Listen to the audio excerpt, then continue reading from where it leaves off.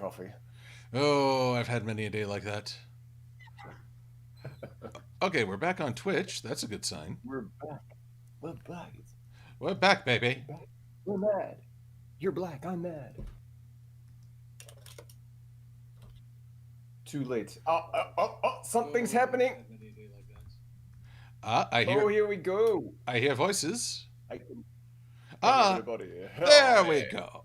Yeah, there we are. See. Aha! The stream, she flows. Sometimes The spice must flow. Oh, the spice melange. The South Park references. I don't have to be funny. I can just make references. All right. Welcome back. Howdy ho, everyone. Hello. No, go ahead. Oh, no. Hello, everyone. Welcome to our fantastic stream for awesome, gorgeous, sexy people. We're going to be taking you to a wonderful world of art. Art and silky smooth voices. And silky smooth voices. Yes, I don't know if everyone... Yeah, maybe I can dig it. Yo, Baron. Talking to the chat. I should talk to the chat. I'll talk to Silver-Quill. Hello, Silver-Quill. Hello, Antony C. How you doing? Oh, yeah, I'm all right. Oh, you're all right? Not bad. You guys... Fan, yeah. You guys should hear the many voices he did while I was trying to figure out the stream and why it wasn't behaving itself. Oh, behave. Very many various voices. They're all over the place. I don't know what I'm doing. I just freaking woke up. Hey, you've described me every You're in your morning. time zone. Oh, I mean, a time zone. Yes, Antony showed excellent foresight by signing on an hour early because apparently I didn't realize that Australia practiced daylight savings as well. Yeah, I didn't realize till too late either. So I'm like, I'm a whole hour and 5 minutes early. This is great. Nope. You've got 5 minutes. I'm like, I need liquids. Do I have time? And he's like, just give me a couple of minutes to sit up. I'm like, oh, no worries. Take your time. Yes. He actually went like that. It's like, okay, you're not. I guess you're not disappointed. No. It's like I have this image of you dashing out the door and your chair is just spinning and spinning, and it's not even finished before you dash back. Cup of Jabba in your hand. Yeah, that was a weak cup of tea. Java, and maybe work on the next video. Your Java script, if you will. Oh, please. Oh, no. Oh, yes. Do we still use JavaScript? Is that still a thing? Yes, actually, I had to install new JavaScript at work, which was a pain in the patoot. Oh. And I realize I still need to follow up with IT support because, talking with them for an hour, that's fun. Oh, now I've neglected saying hello to people who have been patient after a month-long absence. I see Champ to Stay and Commodore Steel, Trinary, the Mage Wolf. Let's see, who else do I also see? Foxfan321. I see an Antony C in the chat, but I don't know who that is. Enderpup. Oh, Peppermint Presents, good to see you. And hello, Noah Harris. And Jude 3300. And let's see. Over on the Twitch, I see to Pig Boss, King Westonian, and Helsing Ghost 1, and Blue Griffin Azora. To Pig Boss? To Pig Boss. There's no H, so it's not the Pig Boss, it's to Pig Boss. 99. Metal Gear. Metal Gear. Metal Gear. Snake, are you just repeating everything I said? Maybe. Oh, and the Sweetie Bloom. Yes. Oh, and Voice of Reason. Oh, Voices here. Voice is here. Prince Apollo is here. Thaddeus Risher. Yes, sweetie, good to see you. And let's see here. So I just get to see a lot of good people. Hello. So everyone, I appreciate your patience as I've just been away. I've been thoroughly checked out from creativity for a while. Ugh. Actually, I'm not sure if... I know folks have been very supportive on Twitter, where I've mostly posted updates, but I should give a brief summary. Basically, 2020's trials aren't done with me yet.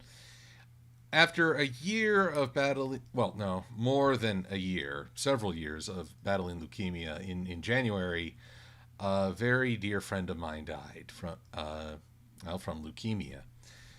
It was not, I would say, unexpected, because he in particular had made peace with, I'm not going to get better. But at the same time, it's that moment of where it stops being a possibility and becomes reality.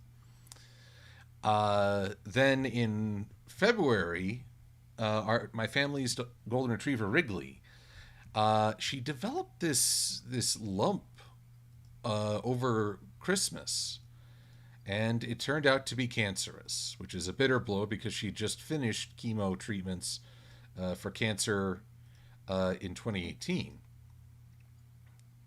Yeah, 2018. And eventually it got to the point this was hurting her terribly, so we had to put her down on March 1st. Oh, Kawaii Heart, 21. Thank you for following as I spin my tail. So that was at the tail end of February, start of March. It's been a rough go this first 3 months of 2020. Now, happy April, everyone. I say this in all honesty. This month has the bar set so low. I'll call it a good month despite any number of trouble. Oh, thank you, Flower Falls, for the follow. Shut up! Don't jinx it. Well, who knows? You know what? I shouldn't really confine good luck to a month or a year, or it's life. It happens. We take it as it comes, and we deal. But for a time, the only way I could deal was distancing, shutting down for a little bit. So I couldn't quite handle doing streaming. I couldn't even write much. That was a low point, when you don't even have the energy to do what you enjoy. But I had friends like Sweetie Bloom and Antony C who were checking in on me, offering encouragement and insight. And now I'd be back. And that's the end of the sad story. I mean, I have no idea. My goodness. Yes, I spot you, Anime Christie, also known as Sapphire Hudson. Yeah, it's been a heck of a year, and then all of this stuff. So take all the time you need. Trinary. Sake. Trinary's donating $5 again. Anthony, Trinary's being generous again. Get out of here! Get your money! Get away! You're donating over here. Stop that! Too generous over here. Yeah, go over to my Patreon instead. Actually, yes, you should head over to Anthony's Patreon, because he has a Patreon exclusive video. Oh, how do you know about that? Because you sent me a message on Discord saying, "Hey, I made a Patreon exclusive video." Oh, right. I did that. I need to wake up. Golly, what a mess. But yeah, no, it's a tough thing. Trying to get creative through all the troubles. But I mean, ultimately, it's something you do, and you can't deny it forever. So, and I make it sound like this is painful to come back to. I'm actually glad to be doing this. Feels good. But oh, good. But I can totally feel your pain on daylight savings. I am a mess that first week of daylight savings. Daylight savings. I don't know why. Some people could just shrug it off. They're like, "Oh yeah, I wondered why all the clocks were different. And then they're just right back to it, la-di-da-di-da. And I'm sitting here over like, I hate you so much.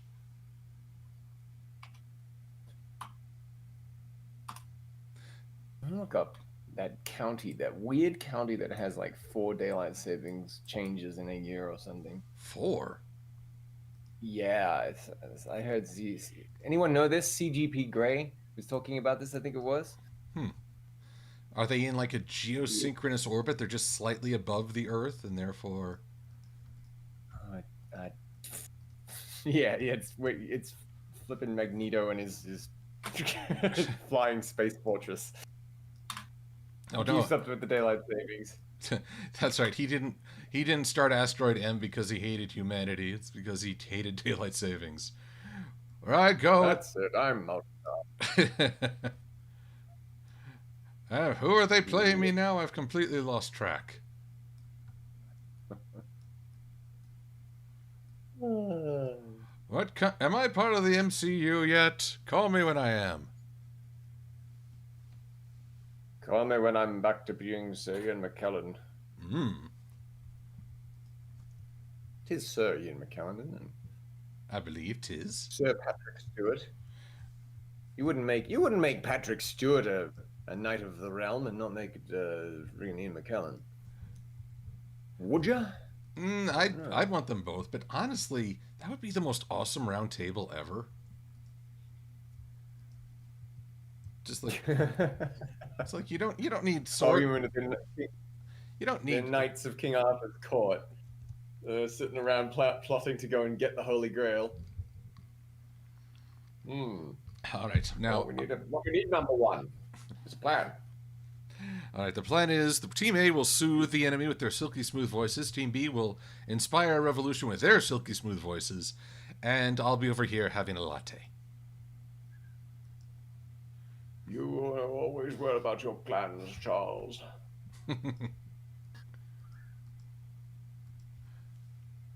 Well, let's be off. We need more coconuts. Oh, I see Preston Cox. And let's see. Oh, Master Code. Good to see you as well. Master Code. Ace Analyst. And Master Code. Was he a Metal Gear character? Master. Actually, I think he's more Phoenix Wright fan. Oh, okay. But, oh yeah. Oh, Master. Man, that was me, dear brother.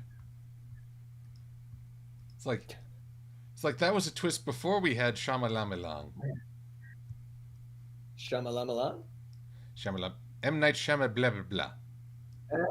M. Night Shyamalan ding dong. We had, yeah. Oh man, I love the original Metal Gear.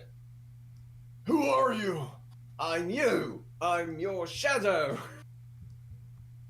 It was cheese, but man, you loved it. It's like, that isn't Master Miller. He's been dead in his room for freaking weeks. He smells. There's flies everywhere. It's gross. Gross. It's actually your long-lost twin brother. Oh no! Surprise, yeah. Snake! Did you like my sunglasses? It's kind of funny. Metal Gear. Oh, it's so good, and I'm worried kids won't get to play it. Oh yeah, because Sony's shutting things down. Oh no! Oh no, that was Nintendo. Oh no, it's Nintendo. Like Wednesday was quote unquote the day they killed Mario. Oh, oof. Wait a minute. What? Yeah, did they kill off an old online store or something? They killed off support for a bunch of Mario games. Oh. So is it? Wait a minute. It's like, what's this? So we can't buy them? Well, I mean, I guess you could play it offline, but, it's like Mario games have become increasingly online based. That's spooky. Everything's on the cloud now, and we don't get to own anything. We don't. It's Mario's like, what's this? This is a bull.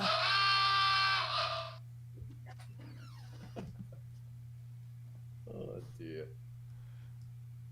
Yes, I've not lost my not lost my sound boxes either. Oh no. I wasn't apprised of this. Well, no, I try to keep it a surprise. You're not apprised of the surprise, as I reprise. Do you have a reprise of the nasty surprise? Do you have that one from like friggin' was it Bart Simpson's soundbox? He's like, kiss my ass, go to hell. Oh, I should actually. What is it? I was talking with some friends, and they talked about there are programmable sound boxes. I could just have someone like the next time I'm betting at a convention and I need a friend to keep an eye on it. I just give them a Silver-Quill mask, and have a sound box of my recordings. Hi, yes, please. Hi, I'm Silver-Quill. That's a good. That's a good question. Buy something. Yes, I'll take your autograph. Oh, I want to see it. I want to see an army of Silver-Quills at a convention, please. You're just carrying around makeup and like a whole bunch of sparkly jackets. Oh God. Around. It's safe on lighting. Oh, and I see you there, Norma Ruiz Gallardo. Good to see you again, and thank you as ever for the phonetic spelling. I need it. Anna, sweetie, you're already helping people at conventions to the infinite. I would not ask you to wear a mask and stand at my table hitting a button and taking people's money. That's an important part of vending. Sorry to sound greedy, but that is kind of the point of a vending hall. Let's see, Andrew Cathle's in the chat. Yes, Andrew, you do need to watch more Antony C videos. Everybody does. Yes, they do. Good for you. High fiber. And one of the best Sonic insights you'll see. Out of the pony frying pan. Why did I start talking about Sonic? Because it's something you're passionate about? Yes! And nobody cares. Oh, people care. That's not true. Not nobody cares. But it's like, it's vastly different. And people like, oh, we're done with Sonic. Oh, you're still talking about Sonic? Please, buddy. Oh, come on. I know people who are still talking about 80s cartoons. Who are these weird people? They're nostalgics like me. Let's see here. What's his name? Rowan Atgar? No, I'm doing that wrong. I'm saying that wrong. Let's see here. He's in my subscription feed. Let's see here. He was just doing a gem. Ron Algar Watt. There's two A's in technically three A's in Algar. He's reviewed every Transformers G1, every G.I. Joe G1, and now he's doing Gem and the Holograms, because why not? Well, people talk about what they love. And if it's something during your childhood, I don't see why not. Trinary and I were talking just a little bit about Discworld before you hopped online. And sort of a contrast, we're both My Little Pony fans, but we both enjoy Discworld, which is a much more cynical take on a magical world. Also, perhaps more realistic.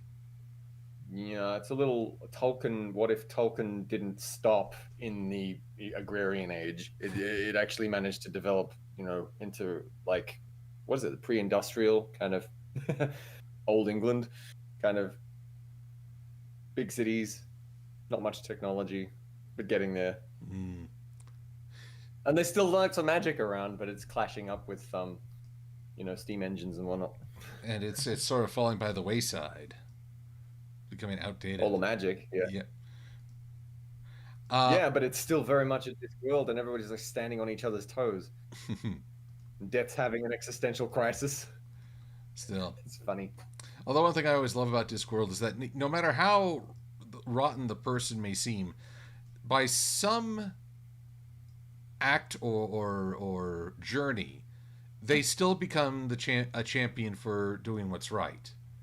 It's like Pratchett, he's quick to point out the flaws in people, but he never stopped believing in people either. And I like that. Also, Riverdale, I see you mentioned in the chat that you're not doing so well. I'm very sorry for that. No. I know that feeling. Get better soon, or we'll come around and kill you. He's playing Overwatch now, so yeah, that actually is pretty common. Because I tell you, when I played Overwatch, I died and died and died. Oh, I spawned. Oh, I'm dead. Oh, I spawned. Oh, I'm dead. I'm in the safe zone. How are they killing me? Oh, you had a camper. I had plenty. I had Sombras. I shouldn't talk about Overwatch. I haven't played it. It's like, I want to play a class-based shooter with cartoony graphics. I'm gonna play it's Team Fortress 2. Hey, Team Fortress is enduring. I don't know how Overwatch stacks up. Somehow it does. I don't really know how Overwatch stacks up. Overwatch? There's an Overwatch 2 now. Actually, it's not out yet. It's honestly, it was teased, and they talked about the development, but I don't trust development videos anymore. I mean, what was it? Anthem? Anyone remember Anthem? Oh, Anthem. Oh, who is it? Is it BioWare's fantastic? Not Halo Killer. They were going to do something. They were going to Fallout Killer. Fallout, maybe Destiny Killer. Honestly, I think Destiny. That's it. Destiny Killer, and Destiny wasn't all that. Oh, you giant companies and your giant games with hundreds of people working on them. Stop it! You're giving me whiplash and exhaustion by proxy, burnout by proxy. I can't take it anymore.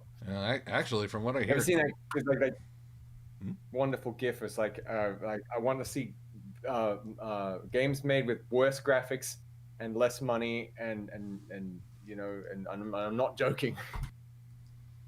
Or better games with worse graphics made for less money, and I'm not joking. Well, yeah, I mean, one of the weird things is that when you don't have to put all that time and manpower into, developer power into a game, into making a game look good, you can actually spend time on the mechanics and story. It seems to be more focused as well. Yeah, I mean, it's like the best games made by teams of 6 people back in the day. They looked okay for their time, and six guys made Doom. Maybe a team of 20 made Quake and Quake 2. So, why do you need 100 people working on a game? Well, tons and tons of assets, right? And it just gets a bit bloated, I think. Well, I don't know what it must be like from the other guy's perspective, like from the corporate perspective. It's like, well, now we've got a giant corporation and hundreds of people who need work to do. Let's get them all working. Let's get them a 401k plan. We absolutely need to ensure that the wheels of the machine keep turning. So, the wheels turn, but I don't know. They tend to grind people is the problem. I mean, I mentioned Anthem, and apparently people were literally just leaving the building at the end of a workday and not coming back ever. They were that burnt out on it. What? Oh yeah, Anthem. It was rudderless for a good long time, and as a result, and then it was hurry up and fix it, which led to extreme work hours crunch. And lots of crunch. Yeah. And people broke. They just couldn't deal. And I'm not saying that's a weakness. I'm saying that's just a fact. They could not handle this, quite honest, toxic work environment. So I'm not denouncing them from walking out. I'm just saying they left. It was that bad that they just walked away and never came back. And that's a horror story right there. I've never felt crunch in the video games industry, like when I did work in the games industry. But I've felt the same sort of crunch making things like for YouTube or Patreon and so on, and it's absolute hard deadline. And at some point you feel like, why am I doing this? Of all the things I could do with my life, what the heck am I doing with this? This is why would I do this particular thing? What reward is it? What am I learning? Where's the value? And you get into this nasty, vicious cycle in your head where you're like, where's the freaking value in this? It's not going to make me much money, or even any money. Maybe costing me money to make. Okay, fine. Is it going to give me acclaim and fame out there somewhere?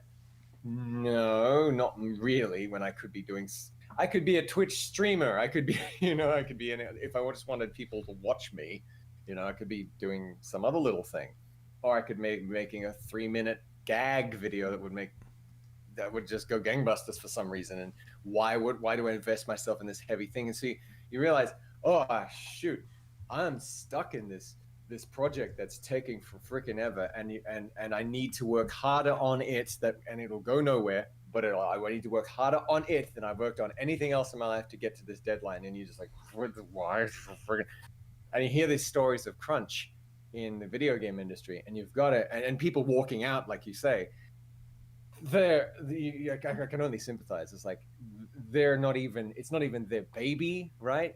It's like their boss or the art director, the game director has come up with this plan to make a game, and everybody's gung-ho in the beginning, and hey, yeah, I'm getting paid for it, but then there's this crunch, and it's not even your baby, and I can only imagine that it's no wonder you walk away. It's like, I want to be a professional, and the little kid inside you is going, screw this, I want to go kick a ball. I've got children, I've got something, anything else, I could be doing anything else. And it just takes a kind of bloody mindedness to say, no, I'm a professional, I'm going to get it done, I'm going to freaking get it done. And that's when a person personally enters this crunch, right? And some people will say, no, that's what we got to do. We've got to absolutely, grind ourselves, just absolutely just grind. Ugh. What a grind. What a grind. Oh, yeah, that's right. I was going to say, you hear about these giant corporations, and it sounds like the giant corporation is putting its thumb on all the little guys, just get it done, you factory workers, just squeeze it out. And that sounds like, maybe certainly some companies do that, but ever heard of the sad tale of the original Quake game? It's the original Quake. That was a company that kind of a game that kind of broke the company in half. Ooh. John Romero, co-creator of Doom, he left the company after Quake. And these guys are used to making a game in a year, right? They have an idea and they just get it out there, or even a couple of months, right? And every one of their subsequent games was like 2 months, 4 months, 6 months, 8 months, and they made, like, from Wolfenstein 3D or Spear of Destiny to Doom, the very first Doom. They made the first Doom in a year. Can you imagine that? Just believe it. What? They made Doom in a year, and that's what they figured was the appropriate time for such a game, and they were all hyped, and all the stars aligned. It was the biggest game ever. Doom 2, same thing, because they already had the engine. It was great, and then along comes Quake, and they're like, well, we've got to make the first 3D first-person shooter ever. And 18 months go by while they're still hammering out the engine. 18 months, and it's like it's a year and a half. And everybody's working so hard on it, and then they finally have a perfected engine, the Quake engine, the great and high and mighty Quake engine, and everybody's burnt out. And they don't have a game; they just have the engine. So they're like, well, we wanted this to be an epic fantasy RPG thing. Nah, let's just make Doom again. And everybody's like, fine. So and poor old John Romero is like the only one who was holding out for his fantasy RPG thing. He's like, this isn't id Software anymore. We have turned into something else. Okay, I'll stay. And so they made another Doom game out of their new 3D engine. And he's like, that's it. Okay, I'm out. So it's just, that crunch happens. Like one of the other characters, like you were saying, is people just walked out and didn't come back. Apparently American McGee, that's exactly what he did. He went AWOL completely just disappeared. He went crazy. Oh, poor guy. Yeah. You hear about it. It happens everywhere. And they were a team of 12 people, I think. So it's like it's not just the big companies that have it. Mm. Well, it's unfortunately, I guess, part of the creative struggle. Now let's see. Yeah, invest yourself. Now, Christian 0343. Silver-Quill, you need to break the internet and say ara ara. Same thing with you, Antony C. Doing the what now? ARA space ARA. Ara ara. Ara ara. Is it like hara hara? Ara ara. Or did you say it really loud? Or did you say it like really loud? Fudge. Ara. What's it from? I have no. What did I just get myself into? I have no idea. I'm just reading the thing aloud. I don't even know what it's from. I'm gonna get on the internet and look it up, and you're gonna be in trouble, mate. And I'm gonna come and get you. Oh, it is. It's totally. It's an anime thing. It's an anime thing. Yeah. Ah, well. Well, now everyone in the chat can say it too. I don't give a damn, not an iota. Motherfucker on the street, Yoda. Do you not give an ara? I shouldn't be quoting. I don't really know the reference. Nor do I. But well, sometimes you just sort of. Well, I've said it, so let's roll with it. Ew.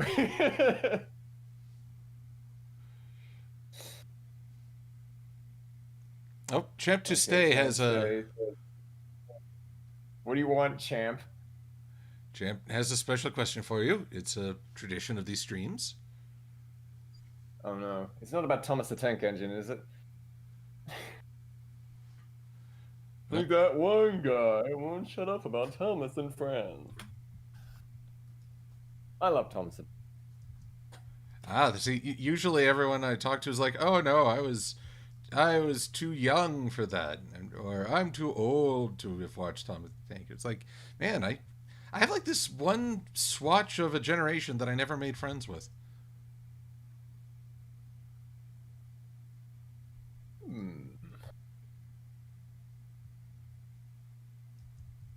Probably my peer group. I never really made friends with a lot of my peers. It's always folks who are older or younger than I.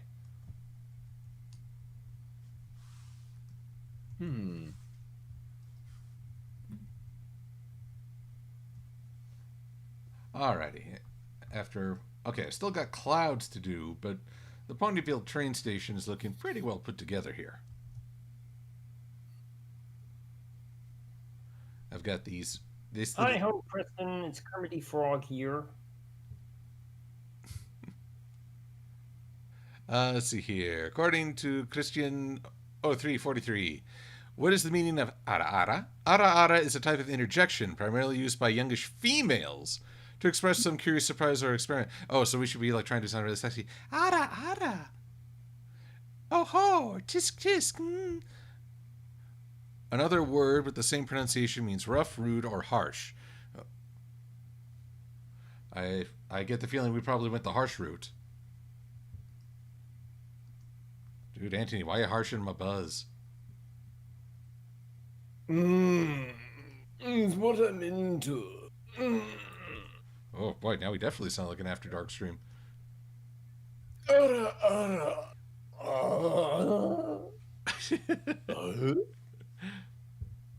I know the feeling, Silver. I think I know what? Oh, yeah, Sweetie isn't into Thomas the Tank Engine either.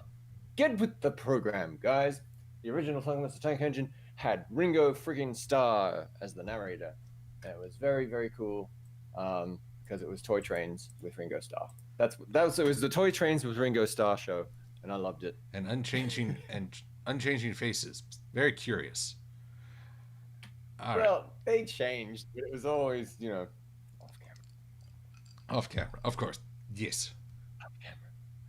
You knew that some dude was pulling off the thing and he's pulling it out and putting it back in and shoving it in there off camera. And there's a whole bunch of interchangeable faces. You just know it. You don't even point it out. You kill the fantasy. Yeah, don't. Is it funny when you're 9 years old and you're like, yeah, I know it's a fantasy. Don't kill the fantasy, Dad. Dad, your heart's in my inner child, which is currently my outer child too. Things just aren't like they were in the good old days. Meh. Said the 4-year-old. Seth Moss wants to know, is the Canterlot Wedding 2-parter still the worst episode, or did any other episodes top that? Also, to Silver, I like Thomas too! Hey, it's a Thomas fan. Excellent. Is it the worst episode? Blah, blah. No, look, it's probably the most devastating to the show's lore building. I don't know that if Lauren Faust were involved with it, she would have allowed that. That's what I think. But it just strikes me as horribly confused. It's not a malicious episode. It's just very, very confused, and they didn't really care enough to like that. They didn't have a message. They didn't have mythology, is what they didn't have. They didn't have any kind of mythology in building that episode. They just said, okay, we need a villain of the week. Doesn't really matter what her motivation is. Doesn't really matter where she comes from or how it all ties. They didn't have an end game in mind. They just created something that looks really cool, and it came off as a little rushed and confused. So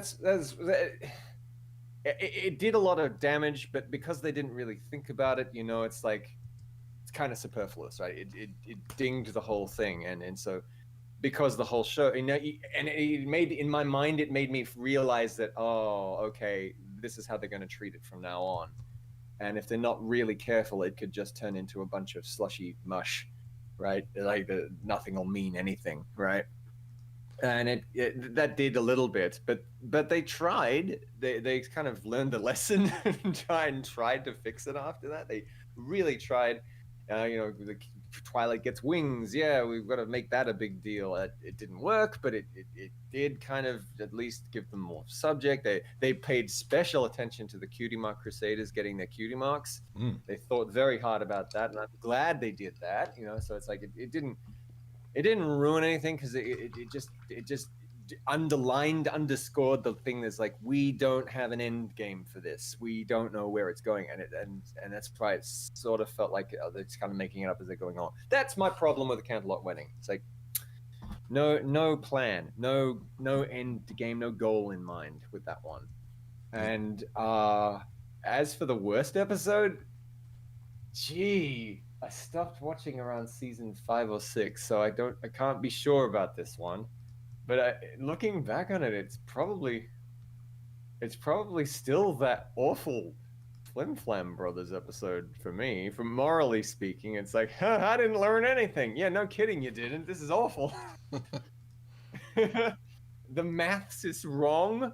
They don't teach anyone anything about business coming to stomp on the small guy, like big business comes in, or people with machines, technology. And the Luddites usually get crushed. What do? Do you adapt, or do you cheat you cheat your way into a victory that doesn't actually mean that you win? It's so broken, it's awful. The first Flim Flam Brothers, right? I'm looking at it and I'm thinking, in any real world scenario, even if we're slightly realistic, that would not happen. The Flim Flam Brothers won, technically. They don't have to go anywhere. Why do they need to go anywhere? Why did they sell the cider that sucked, that they knew sucked? They had a whole bunch of it that didn't suck. It was just sitting there. And there's like, oh, for this reason alone, we're going to kick you out of town. It's like, fine, but that means they still won, right? They won the fun. Sell the good stuff. Stop making it out of tree bark and sell the good stuff. You've got a ton of it. They're not even going to take it. They've got a bunch that they made fair and square, and they're not even gonna take it with them. They're just gonna get out of there. And meanwhile, everyone's booing them out of town. Oh yeah, much friendship. Good show. We taught those guys the value of being nice. Oh boy, that was the first one that got me to the first show that got me to make a review. I'm like, oh, everyone's raving over this silly pony show. I have to point it out. Does not make sense. It did not make sense. Look at the monkey. Look at the silly monkey. Oh, and then someone's head explodes. my head exploded.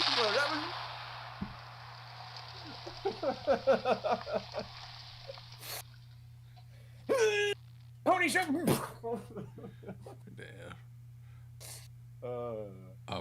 No, but I loved it. Apart from that, I loved it.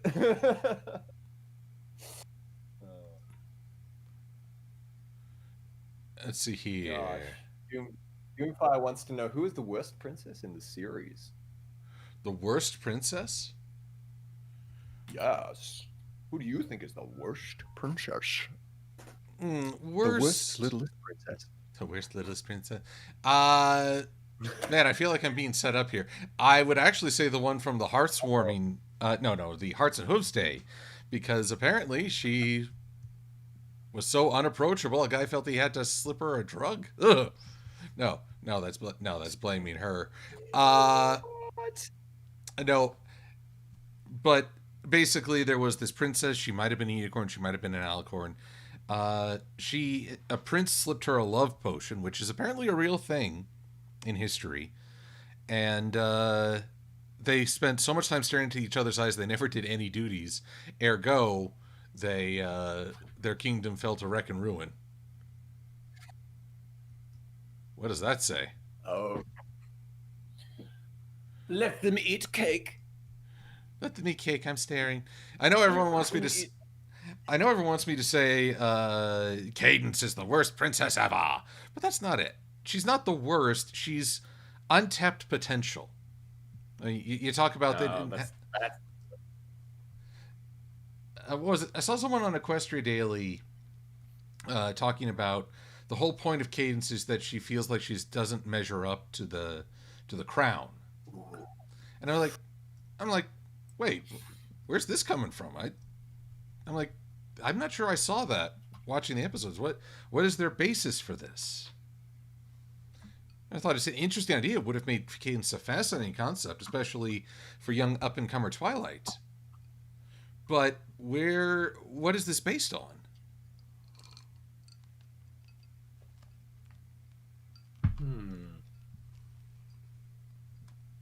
Wait, why can't I type in the chat? Did I use too many all caps? Has it put me on the slow responses? I don't think it has. You just said to Cephas Guy, ask me again? Yes. Okay. It's happened. I'm not seeing myself. Doomfire Dan, I can promise you, if there's a gif of Celestia yelling anything, it'd be, let me eat cake. And why not? She's earned it. Let them eat cake. Ooh. Preston Cox says, no, Preston. No, I'm not reading that out. You don't deserve that joke. That's terrible. That is awful on so many levels. Boomerang. Thanks. Get in the corner. Get in my hole. You know, that one sitting over there. That's my hole.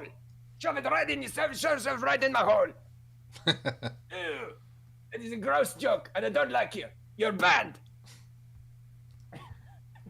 50 points from Gryffindor. All right, so who is it telling me? No. Okay, so Cephas gone AWOL, so I'm going to ask the question. I love this question so much. Is their favorite video game and why? Ooh. I also love watching Thomas. Aww. See, Thomas. Favorite video game? Probably, at the moment, it's a toss-up. Got so many good ones. Red Alert 2. and Yuri's Revenge. I haven't played much of Yuri's Revenge, but Red Alert 2, man, so good. Shout out to channel Brian Vahey and his fantastic Let's Plays. They're freaking funny.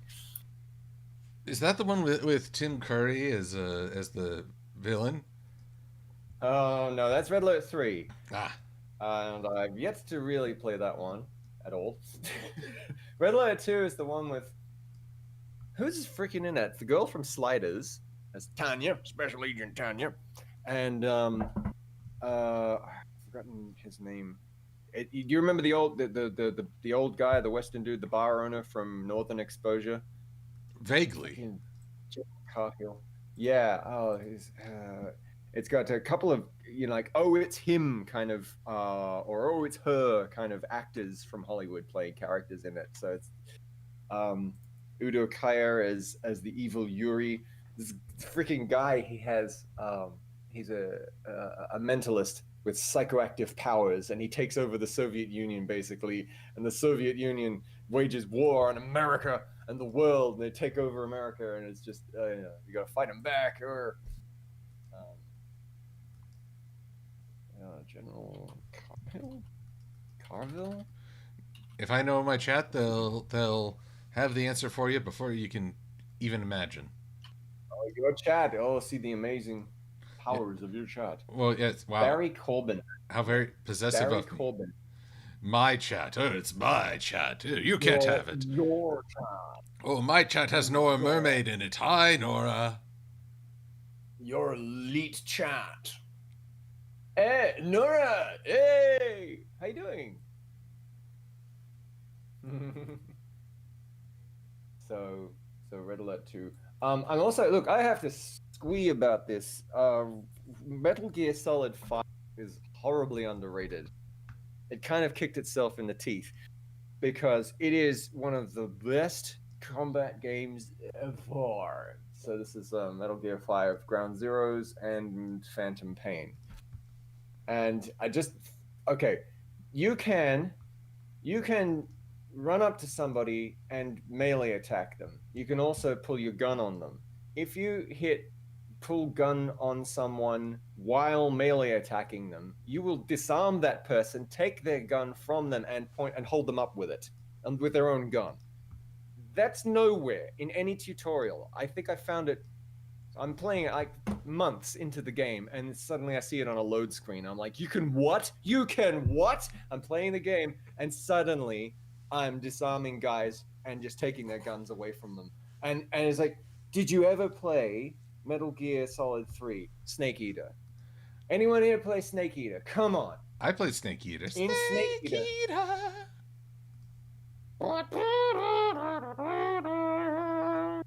the dark. Okay. So yeah, Snake Eater was so cool because it was cool for a lot of reasons. But you got to meet someone called the Boss.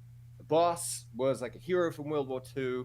She was a patriot of the United States of America, and then she turns against them for some reason. And you find out later it's because she's a plant, and it's like, oh, massive spoilers, but it's like she is a patriot who has to die a villain, and it's like it's so it's over the top, and you like this character, the Boss, but she is also like the mother of the special forces of the United States Special Forces, and you have to fight her. Early in the game, you only get to see it in cutscenes. You only get to watch her fight you in cutscenes, and every single freaking time, she's like Jet Li from Lethal Weapon. She runs up to you, disarms Snake's weapon, and just shucks it back, the pieces back at him, and kicks his brains in. She's really formidable, the most formidable combatant in Metal Gear up to this point, because she keeps freaking disarming you, and she does it in the game. Finally, you get to actually control Snake while fighting her, and it's freaking annoying. She'll dismantle a rocket launcher. It's great. But the point is that she gets your gun from you in the game, and you have to really trick her and outsmart her and outthink her, and it's a heck of a fight towards the end of the game. Anyway, it's a massive plot twist. Not really plot twist, but it's a prequel game And you later learn out that this Snake, this version of Snake that you're playing, actually is, once he's defeated the boss, becomes the big boss, because now, wow, you defeated the boss, man. Now we're gonna call you Big Boss, and he's an American hero, patriot guy, and the rest of the saga continues from that point on. So, spoilers. I'm so sorry, but there you are. Did you were you really in the dark as to who Big Boss was? Anyway, so that's Big Boss. But you don't really feel it. Like the game leaves you freaking sitting there going, I'm a fraud. I'm a giant fraud. I had to trick this person into beating them. I couldn't have beat them in an actual close quarters combat. And it might be genius, right? It's so cool. You're sitting there thinking, I kind of won because I needed to win. The game needed me to win. And the story tells you, yeah, you needed to win, buddy. You kind of needed to win. This was never going to be a fair fight. And you don't feel like a big boss. You feel like you're a giant fraud. The machine behind you wanted you to win. And then that character in the story leaves. He just abandons it all because he realizes this is a smoke mirrors. There's no such thing as nations. There's just power. And I hate this. And I'm going to start my own guerrilla war group of mercenaries who are really about the soldiers, caring for soldiers who don't know what to do with themselves because they know their country's a bunk, right? Anyway, so then, okay, so at some point in Ground Zeroes, I'm playing Ground Zeroes, and you get to play as Big Boss, and he's doing it properly. There's a couple of games later. Metal Gear Solid 5 comes out, and it's got all this cool new tactical combat and close quarters combat and stuff like that. It's a refinement of everything that they've done before, and you're in it to just try and rescue this kid or kids, right? This mission, and at some point, you're doing it the sneaky way as you usually do. You're just fudging your way through it. Sure, you're a great combatant, but you don't really feel like Big Boss. You just feel like the same Solid Snake you've always felt before, like same. You're a video game character, right? And then at some point, I stumbled across the disarm hold up maneuver. Slap, slap, slap. Ka-ching, got your gun, flip it around, and point it at the guy. And I'm like, oh, that's what the boss used to do to me. Oh, I'm Big Boss. Oh, it's so good. And you feel in the game that you're Big Boss for the first time. It's magical. And from that point on, I was like unstoppable. I was like, yes, we just see what happens from this point on. And it's so there you go. That's my greatest game experience right there. Did anyone in the game scream, "Oh, don't shoot me with my own gun"? No, you can practically. It's like, oh, don't shoot. It's like, wow, I'm impressed.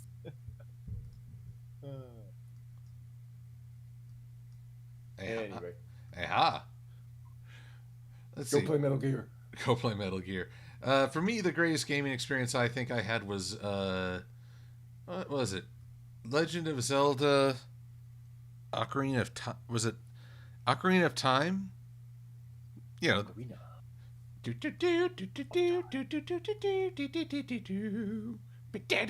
Yeah, first one. Yeah. That's it's rare that I replay a game. Usually I go through once and I was like, okay, that's a good experience. And I enjoy it, but it's like, okay, it'll never be that new again.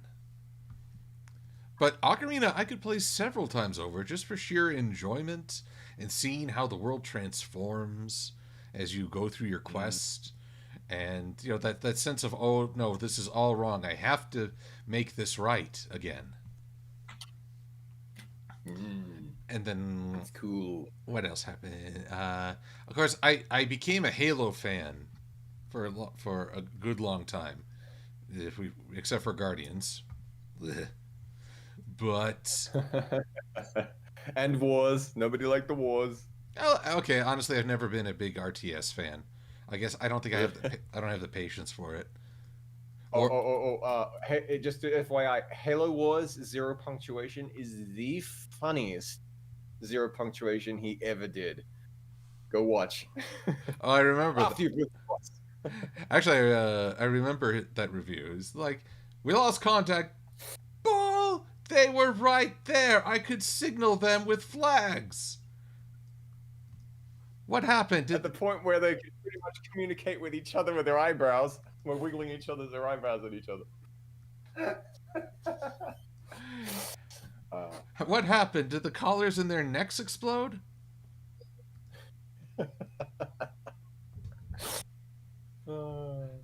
Actually, now I gotta rewatch that. Oh yeah, that's also the one where his little. Yeah, please. That's also the one where his little imps try to host the segment for just a minute. You actually hear them talk. Oh yeah, Pedigree Chum.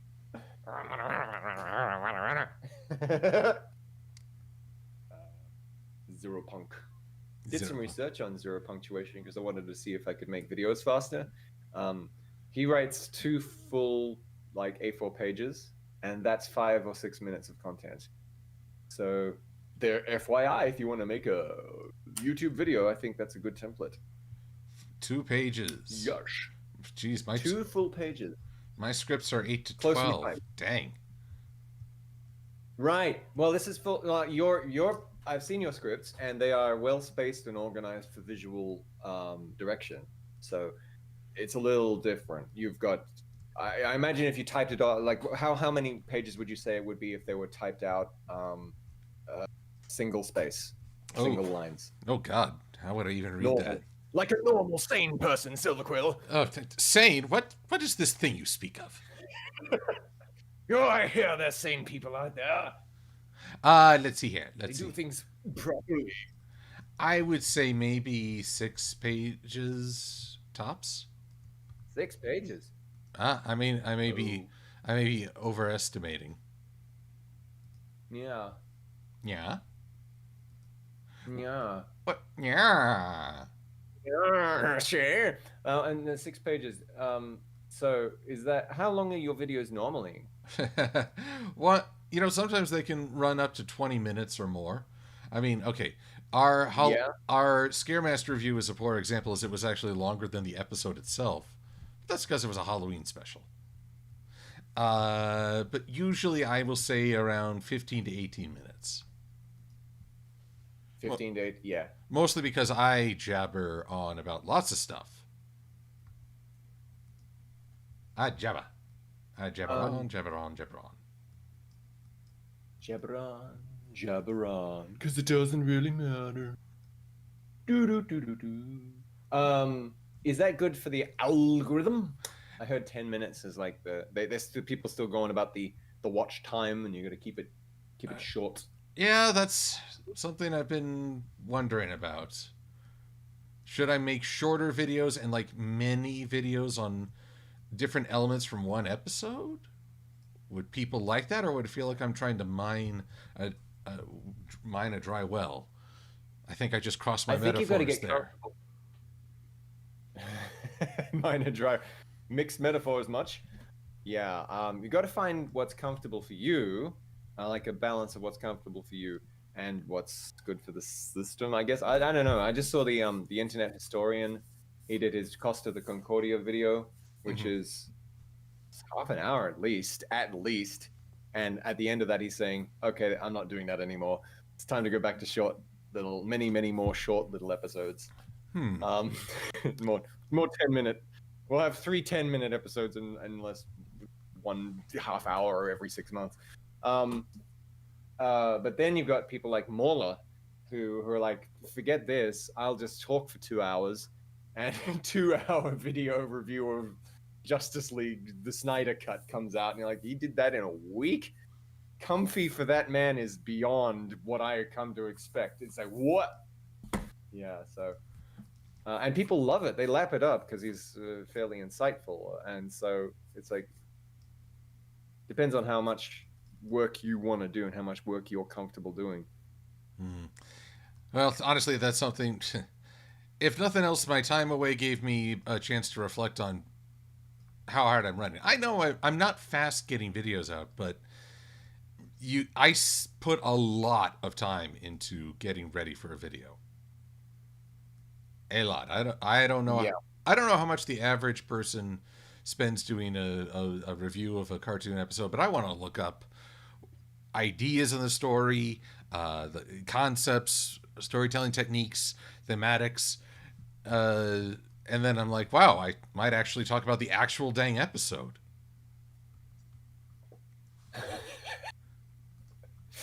I think you go a little deeper than most, looking for the broader theme.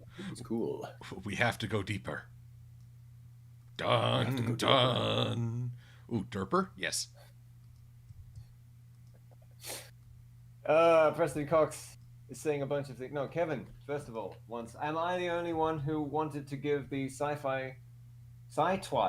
give Sci-Twi a hug after all the crap she went through before turning into the Midnight Sparkle during the Friendship Games? What?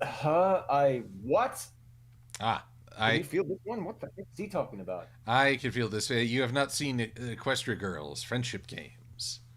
Oh no! I was like, I've seen the first. I've seen the Friendship Game of the world. Sorry, go on. Well, like Sci-Twi is what we call the alternate world's Twilight Sparkle. You know, they gradually phased out the idea of Twilight crossing over and brought in that world's Twilight. And recently, there's been a great lament. Okay. There's been a great lament that we never got to find out what they were going to do when Sunset met her alternate world counterparts in that same world. So that people have really played up what could have been. Because let's be honest, nothing is as sweet as what could have been. Oh, never is. I take it to the fanfic writers and the shippers. Everybody, keyboard warriors, get a clacking. Tickety tack, tickety tack. Get over and fanfic now. But she, I felt bad for her, but the truth is, she had talent and knowledge. How do I put this? I was always a weird kid growing up. I was sort of on the outs with a lot of my peers. What do you do when you're not? You don't have that level of intelligence or drive to fall back on. That's even. I'd argue that's even harder. So I feel for what she experiences, but at the same time, is like, there are folks who had it even worse. Yeah. So there's a TV show about them. It's called Red Dwarf. Da da da da. Oh, I do love Red Dwarf. I want to lie, shipwrecked and comatose, sipping fresh mango juice, goldfishes nibbling at my toes. Fun, fun, fun in the sun, sun, sun. Do do do do do do. Let's see here. River. Okay, so Preston Cox wants to know, can I do a John Cleese impression? No! We shan't talk of the war! Leave it alone! Very bad. You're all banned. And Riverdale has a random question. Do you happen to have a... Oh, he's talking about how his favorite ships from... His favorite ships from Overwatch has sunk. I didn't even know Overwatch was that big on shipping. Oh, probably. I mean, I am, but I didn't know Overwatch as a policy was. There's an Overwatch film fiction for Overwatch. I'm sure there's got to be. Without question. It was pretty story rich, wasn't it? They plugged it as such. It was backstory rich. Okay. This is the weird thing. Story rich, yes. But so much of that story was what came before. Then you get all these heroes and villains together, and all they do is push a cart. I mean, I just... that's funny in Team Fortress 2, because they're a bunch of idiots trying to kill each other for no better reason than money. But that's actually a reason. I don't know why we're still pushing in that dang cart. Also, a big thank you. That's a game that's story rich as it goes on, and there's lead in the water, and that's canon. There is. Oh yes, how stupid the town is. Oh, also thank you Solar Aura who gave a donation via my coffee. Hey, My coffee. hey, I was like, what is that sound? coffee. Coffee. It's like, what is that sound? I don't know what that sound signals. Oh, it's coffee. It's Thaddeus Risha says, Antony C, what is your hottest MLP take? Oh, dude, I made a video about that. It's called Too Many Pinkie Pies, or Reviewing His Magic 5. Do you want me to spoil it for you? It's basically... Basically, they killed all the Pinkie Pies. They're dead. They killed them. That was awful. Yes, it's an episode about murder. Mass murder. Murder time. Yes. Snow Motorcycle wants to know if you have a Twitch. What, me? Yes, you. I have an account, but I don't stream there. Should I stream on Twitch? I think it would be very welcome. I think people enjoy it. Both Sweetie Bloom. So bad. I have friends. Well, both Sweetie Bloom and I had the pleasure of being part of two streams with you while you gamed on YouTube. Yes. On gaming on YouTube, yes. Did that a couple of times. It was good times. Couple of shots. I don't know. I just figured it's like I was saying. I feel bad that my friends want me to play games, and they very nicely got me Vermintide, and they were playing it for a while, and I had fun with them. But I was like, I should be making a video, and I think I should pour more of my time and attention into making a video to please the people, and I think. What's better, video content or Twitch content? If I have an answer for you, I'll let you know. Yeah. Even the big Twitches are kind of dubious on this. Like Chris O'Neill started out hating Let's Players, and apparently now he's like big only plays and that sort of thing. So it's like. Will the allure of playing video games for a living ever drag me away? It's like, it's a lot of time. Maybe I should just to relax. Well, I mean, I guess if you streamed just to relax and... Yeah. I mean, okay, I started these streams because I was way behind on fulfilling my Patreon thank yous, and I wanted to try and make good. This was a way to kick me into doing... being more productive, and it's worked to a point. I'm still in the whore. I still claw your way out, sir. I'm trying to. I need to get going on review ideas people had. Things like reviews of like Code Lyoko and the first Zoids. And one guy wanted to talk about Spaceballs. I was like, Spaceballs? I'm just going to be quoting the whole dang movie the whole time.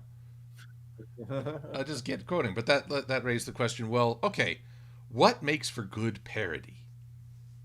What's the difference between parody and satire? That's a good angle to approach. So I've got all these thoughts bopping around in my head, but I need to make videos. Yeah, it's like I think making videos is the primary goal. Like, you don't really. There are big Twitch streamers, but it's like, where's your passion? Where's your passion? That should be it, right? Is it playing video games online, or is it making funny videos, insightful videos? Right. Just go where your passion takes you. I think.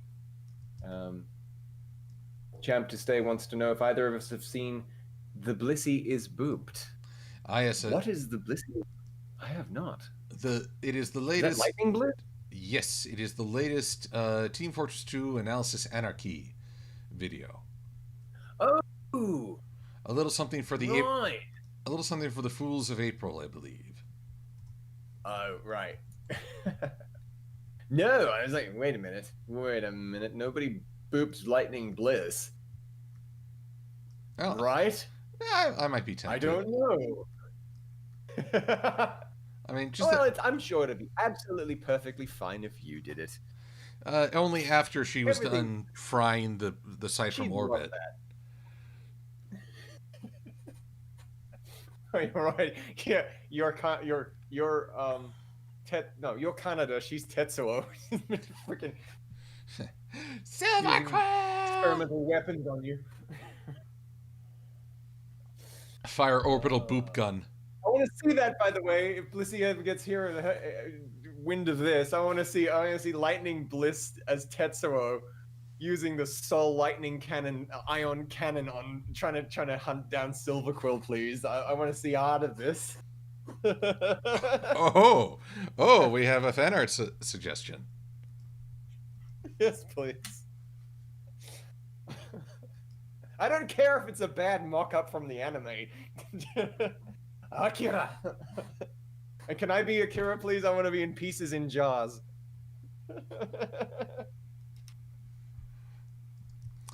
I'm just sitting there bubbling away. That sounds great. It's Antony! Oh, really quick, I'm just gonna, since I'm here in the stream, I will bring this in. There, I saw earlier that, who is this?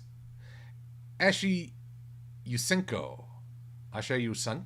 Oh man, my pronunciation is horrific. Oh. Asha Yusenko. Oh shit. She was kind enough to do a little artwork, so I want to throw this on so everyone can see. It's a very kind message. Plus, it's... Do it. Yes. Do it. This is wonderfully kind. Plus, I think I look good in bunny ears. But oh, lovely. Ara. Oh, I've got you hooked. I've got you hooked. That's cute. Let's see here. Kind of cute. Riverdale asking, what is your favorite way to relax after a long day? Mine. Favorite way? I just watching some YouTube videos. My favorite way is something I gave up for Lent. Actually, is like watching a Twitch streamer, Brian Verhey, talking about Team Fortress 2. Not Team Fortress 2, Red Alert 2. That was just for a long time. It's like, this is so freaking relaxing and funny. It's like, this game is so old school, and it's like nostalgia and it's new comedy at the same time. It's like, oh, I love it. I just sit back and relax and watch Brian Verhey. So go and check out Brian Verhey. Give him some love. He does Twitches, but now here's something we could do. Actually, I could play games on Twitch, and then just take the best of that and make a YouTube video out of it. And that's what he does. So I don't really watch Twitch, but I love his YouTube highlights, and that's it. Ah, that makes sense. Back to the end of the day. That sounds like a good idea to me. Also playing games. So I play a couple of games. Vermintide when I can with friends. Preston Cox wants to know, Antony, does MLP-Silver-Quill, does Antony have a favorite video game villain or a Nintendo? I guess this is a question for you to ask to me. Do I have a favorite video game villain from Nintendo? Yes, that is the question I just asked you. Sure. Well, Silver, yes, I do. Just Bowser. I know that's boring because he's everywhere, but I like Bowser the best because he's unique. He's got to be some Japanese monster of mythology, right? Well, I mean, and yet he's kind of relatable. It's like, I want to take it over. I do wonder. I want the princess. I do wonder. I mean, he is inspired by a dragon, but in recent games, he's actually had a Western dragon of his own. A dragon, but he's got a turtle shell. He's got a turtle shell? He's part dragon, part turtle. I wonder if he's any kappa in Yeah, him. he's got the dragon. Like, his face classically looks like one of those Chinese dancing dragons, a little bit. right? Big, growly, angry, bad face. So he's like a spirit of chaos and destruction, I guess. Is, but he's also got that Western dragon greed. It's like he wants the Mushroom Kingdom, but and to possess Peach, but why? I don't think even he knows. Right. And that's the thing about the dragon. He just knows what's valuable. Yeah. I want it. I have no need of it, but I want it.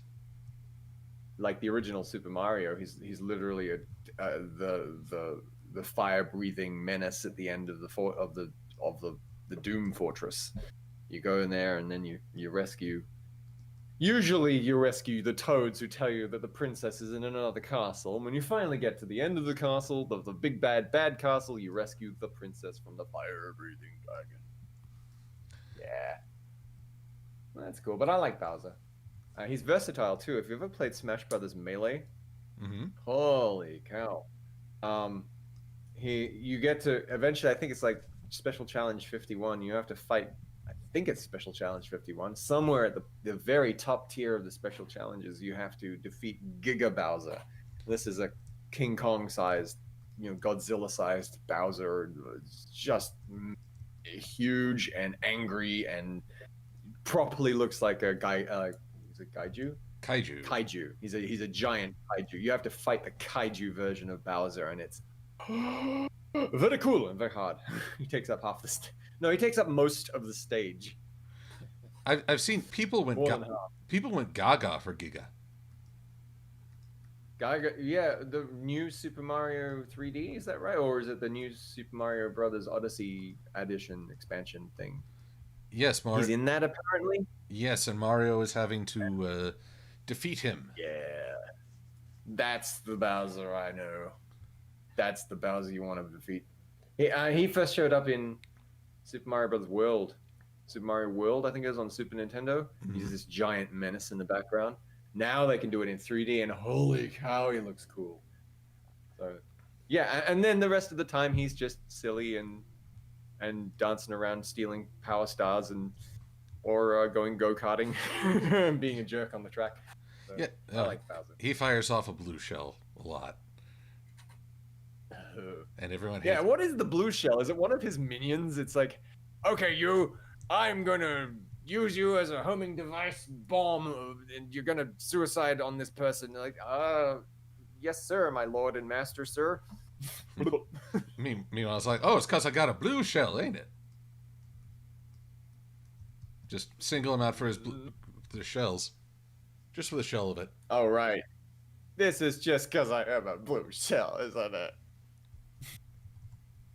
Yes, you genetic freak. Silver-Quill says Preston Cox. Would Antony C sound like as Voldemort? What would Antony C sound like as Voldemort? Well, he'd sound like Voldemort, wouldn't he? Yes. Preston likes to ask for a lot of impressions. Lots of impressions. Oh, okay. So, here's the impression guy. I think I'm getting it right. Is that's the weird Voldemort laugh? Yeah. I love Ralph Fiennes though. He's such a goer. He's a real sport. He's a great Voldemort. Loved him in what's the name of that? The Grand Budapest. Oh, the amazing movie. Budapest Hotel? No, the Grand Budapest Hotel. Yeah, the Grand Budapest Hotel. Oh no, that's Ralph Fiennes. That's a great movie. I love just the absurdity of it. It's so but it's so fast paced and it's absurd, but it's like you could almost see this happening. So great. Riverdale. But it's one of the few films where Ralph Fiennes isn't a very horrible villain. Like a horrible villain. Well, I mean, there's either Voldemort, or freaking the bad guy from Schindler's List. Oh my gosh. Oh, that guy. That guy. You want that final scene for him just for some form of catharsis. Holy moly, yeah. What's his name? I can't remember. It's really weird. There's a video of that guy's granddaughter. He was a real fellow. Lutz was his name? I can't remember. Anyway, his granddaughter completely randomly, well, she's black, and she was looking up her family history. And, oh, my grandfather was actually, not only is he white, he was a Nazi. Oh, he wasn't just a Nazi. He was the bad guy from Schindler's List. How would you feel? Oh. I mean, you can't... Oh my goodness. Fascinating video. You can't pick your family, but man, that's rough. Oh my God. How would you feel? Ouch. You're just like, dang. But no. She was like coming to terms with it. She's like, well, yeah, I'm a good person. Yeah. Oh. First off, Riverdale. If you're feeling tired, get some rest. Take it from someone who needs to follow that advice. If you're tired, sleep. Yeah, you want to leave, go. We'll salute you. We shall salute you. Who is it, Riverdale? Yes. Signing off, Riverdale. I'm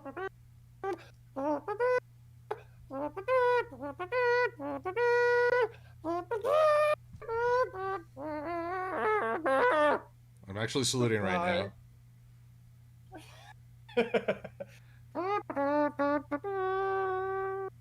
See you later and sleep well, honey bunny. Oh, yes, and Sweetie Bloom is chiming in. These men need to be better at it. Yes, I do. We need to be better at it? What? You and I is that a criticism? Yes. Nick? Yes, it's slightly passive-aggressive, I think. But more aggressive than passive.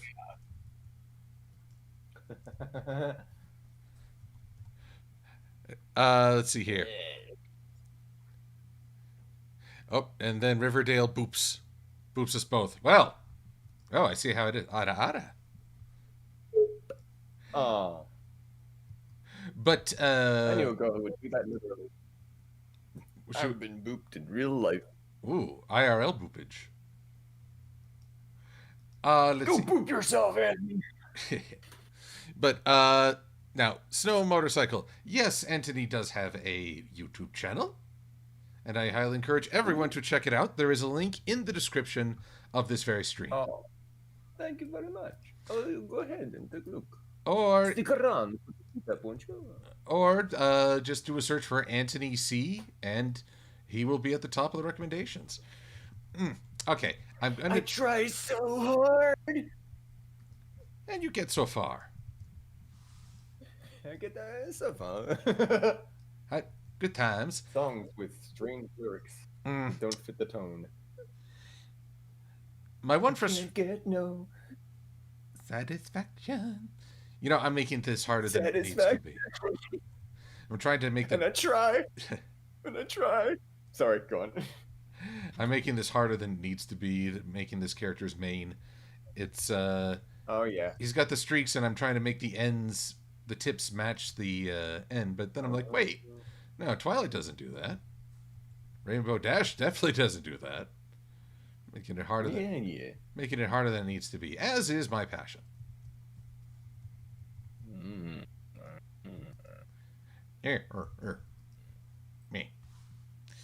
Me. Now, let's see here. I think there was... geez, Ender Puppy got booped by a dodgeball? That's not cute. That hurts. That's a nice way of putting it. Yeah, there's this giant guy, and he was calling me all sorts of nasty names and making strange allusions to my mother, but you know, it doesn't matter, because we're good friends. We played dodgeball, and he was like my best friend. He booped the with a dodgeball. It was just, you know, it was so cute. You should have been there. I was there. I threw the ball. Thank you, guys. Noah Harris. Question. What is your favorite My Little Pony Friendship is Magic moment and song? What is your favorite The Baron quote? For me, that's still Winter Wrap Up, the song. I remember just listening to it on a loop, endless loop of playing TF2 and the Pony. I missed the Pony service. Oh, it was so much fun. we have winter wrap up come on, and it's like, yeah, now it's time to jam. Okay,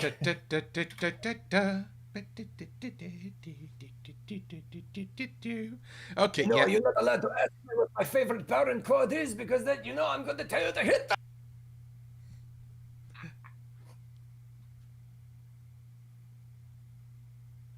Let's see here. For me, favorite song, I think it would be the Find a Pet song. Because it's one of those... Okay, a lot of songs are about what's happening, but Find a Pet is actually going through the process. It's actually evolving the story. And I found there aren't many songs that did that.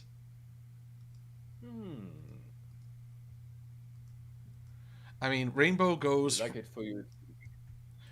I guess it has a slightly utilitarian view. It definitely serves the story. I mean, don't get me wrong. Winter Wrap Up is great. It tells the audience what they're doing, why they're doing it, and all the stages. But in a lot of ways, it's the characters telling themselves why they're doing this. Right? It's kind of a really catchy exposition. I mean, at least they avoided saying "as you know." Oh God, never. There's only 2 times where someone uses "as you know," when they're being very overt with their exposition, or when their characters are being really condescending and saying "you should know." Cadence in This Day aria, beautifully sung, beautiful song. Probably my favorite part of A Canterlot Wedding, which is not saying much. But it was Cadence singing about what was already happening. And so it goes. But Find a Pet, Rainbow starts off resistant, demanding, she at first rejecting ideas, but as the song picks up speed, they gain energy, the story progresses, she gets really involved, and it leads to, yes, let's have a contest, the ultimate, the climax of this story. So it all flows together.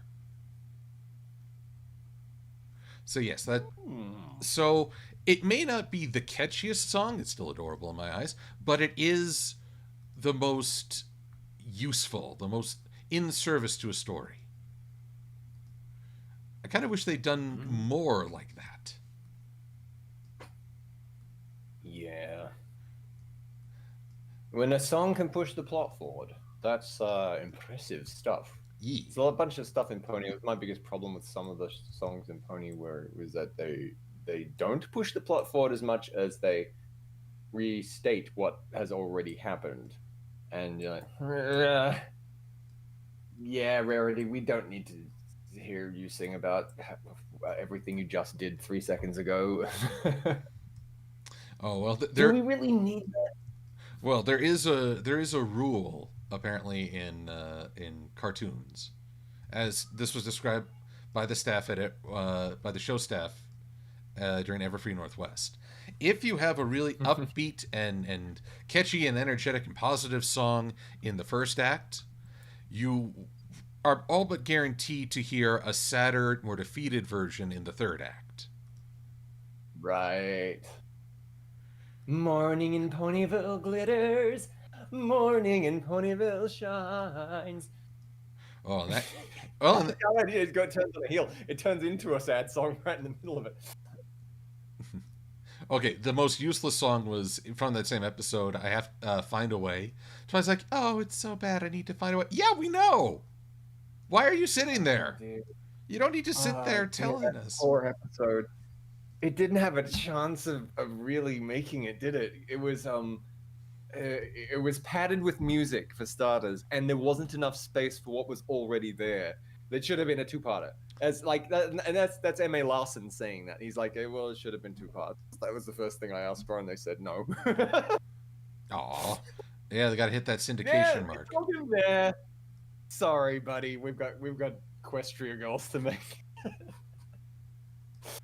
Oh, poor guy. And then they crammed a bunch of stuff in about Star Swirl, and then they padded it with music, and it's like, well, I gotta figure this out. Like, do do you want to maybe explain why you can't use Zikora's cutie pox remedy? Why you won't even try to use it? That's more of a. Wouldn't that be better use of your time? It's like several plot holes or gaps in the story here. Oh dear. Or Twilight made new magic. I wanted to like it. Rob, I think. Yes. Oh, the new magic. What the fudge? I heard. Look, this is something I would have, could have, should have addressed in that video and about that whole saga because people brought it up to me. I made the point that Starswirl the Bearded was responsible for 200 separate spells. Like he made some new spells, and then Twilight Sparkle at the end of that episode is given the wings for creating new magic that didn't do anything. Nothing. They did not actually solve the problem. Solving the problem was remembering their friendship and jogging the pony's memories, working together as a team. That fixed it. Then Twilight at the very end makes her realize she realizes something and rewrites the Starswirl's spell. She rewrites it to sound a little more friendly, and that gives her. It doesn't do anything. Like the spell, what does it do? What does it actually function as? What was it supposed to do? What was Starswirl trying to do with it? Was it to open a secret portal? Was it to defeat an enemy? Was it to resurrect something? Was it to break something? Nothing. It does nothing. And yeah, but she does complete it, and then that allows her access to wings, like somehow. And you hear M.A. Larson in interview going, I don't know what the fudge meant. I don't know why they changed that. I don't know what the hell they're doing. But then people come up to me and say, no, it wasn't that Starswirl created 200 new spells. She invented only one. It was the fact that she invented a brand new form of magic. And I'm like, that's nice, but what does it do? And is it any better than the magic of friendship? She didn't invent that. Celestia told her to go and learn about it, not to invent it. So it's such a freaking mess, and it's like more of that we didn't have a plan kind of problem, and that's why I made a review out of this. I'm like, no, this show didn't jump the shark because freaking Canterlot Wedding got there first. It's already jumped. That stage, I'm like, oh well, she's got wings. That's fine. I mean, I like when they go into Equestria's past, but it is reactive. It's like, okay, we've introduced these elements of harmony. Okay, where did they come from? Oh, they came from this tree. They came from this tree. What's the tree? Oh, don't ask. It's a mystery box. It's J.J. Abrams. Don't open the box, Pete's sake. What do you expect's going to come out of it? Answers to all your questions, and then, yeah. And then the answer to where the tree came from. Oh, the pillars of Equestria, which conveniently leads into Pig Boss asking, "Who's your favorite pillar of Equestria?" Oh, I know you. Is this a mystery? Well, I know you stopped watching after season 5. You said. Yeah. This was. Might have seen season. This was a season. It was season 7's finale, if I remember right. Shadow Play. Right. Okay, don't know it. Well, basically, we learned that there were 6 pillars of Equestria, ponies of olden times, who planted the seed that became the Tree Harmony, led by Starswirl. And there's a whole brouhaha. Now, it turns out that they are brought to modern-day Equestria. And they're all not, I wouldn't really call them early renditions of the main 6. They have traits that are early evolution. So instead of laughter, it's hope. Instead of loyalty, it's courage. Instead of honesty, it's strength. That sort of thing. Right. Now, funny enough, that sounds like it's an interesting idea. Again, it's reactive. It's trying to explain things by introducing more new things. Right. And man, it's kind. That ain't great because the fans who have already created fictions have plugged the holes that you just cut them down, and it's like, sorry, go on. Well, in truth, I can't really fault something for cutting down a fanfic idea. Otherwise, I'd be furious at Sugar Bell and Big Macintosh. But basically, it was trying to explain a good chunk of the world by introducing a new element. Pun intended, always.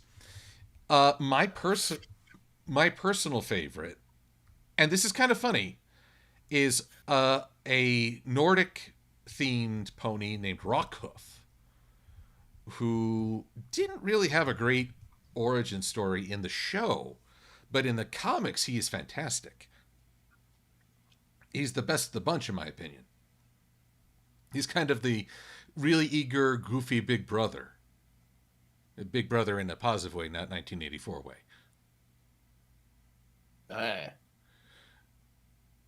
So, I mean, I don't know if that's fair to say, oh, the comics fleshed him out better. Well, if that's required reading to like this character, that's not a great endorsement. But at the same time, I have read the comics. I have. Oh, and then Rockhoof did have a really good but dark episode where he couldn't really adjust to modern equestria life. He kept screwing up. So at one point, he actually asked to be turned to stone. Whoa. He's just like, I can't fit in here. Just put me in a garden or something. I'm done. What was it? Fiora likened that to, I'm sorry if I'm getting heavy here, a suicide wish. I hesitate with that. I view it more in the hero's journey. It's that oft overlooked cycle of the return. You've been through this journey. You've experienced the death and rebirth of the self, but now you have to go back to the world you once knew. And not every hero is even willing to do that. Sometimes it's forced on them.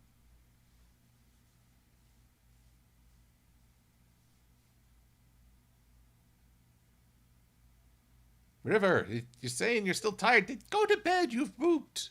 You've pooped, people. We sang you a song and everything. I saluted it. Gosh darn it. I'm not going to do that again. Get out of here. Go on, frickin' get out of here. You want to see your money's no good around here. Lazy bum. We don't take kindly to your sleepy times. Actually, we do. We hope you get a good rest, but don't be around now. And Enderpup is correct. Rockhoof asked to be put in a museum, which I can't help but feel was an Indiana Jones reference.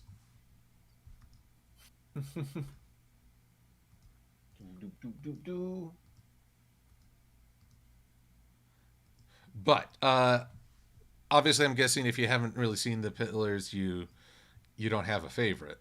I could describe them to you. Honestly, I think is Miss Main one of them? She is. I'm gonna say Miss Main because I met her voice actress. Oh, there you go. There you go.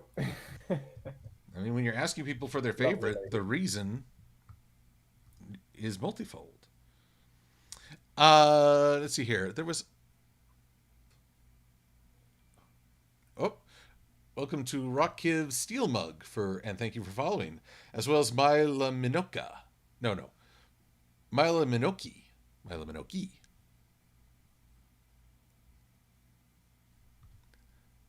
Now, let's see here. There was also a question earlier about a favorite Ninja Turtle. Antony, have you watched the Teenage Mutant Ninja Turtles in any form? Yeah. My favorite, golly, it's probably Donatello. No. Come on. Leonardo, because he's the leader. Gosh. My favorite turtle. I always felt bad for Raph. Michelangelo creeped me. No. Michelangelo was always the butt of the jokes. Growing up, Leonardo probably Leo. Yeah, Leo was my favorite as both the blue one and the leader and the katana wielder. I mean, man, that's right. I had a soft spot for Donatello because he did machines, right? That's right. Leonardo leads, but as people have pointed out, wasn't that great a leader. I mean, it's that. I like what they did with Raph. Like Raphael's, like now Raphael is like, you're a terrible leader. I want to be the leader. Why can't I be the leader? Just because you're older, man. How much older is the question? But then there were. I mean, okay, this didn't happen in the original G1 cartoon, but from the movie onwards, Raph and Leo had some of the best moments together as both fighting, but then also as brothers. Yes, they needed to work it out. And they fought it out, and they hugged it out, and it was great. I've got to go back and watch the first movie again. That's apparently like ridiculously good. People are like, wow, this is a movie. It was. I will say that HD may expose more of the flaws in the costumes, but they were revolutionary at the time. Yeah. Best Star Wars is the one that hasn't been touched up Star Wars. And speaking of which, Thaddeus Fisher asks, have you ever had your childhood ruined?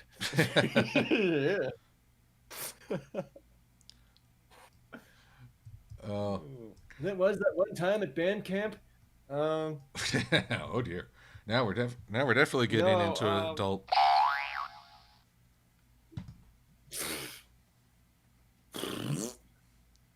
Star Wars is a good place to start with that, boy. If we're talking media, oh boy, yeah, what a shock and awe show. Yes, I had my childhood ruined.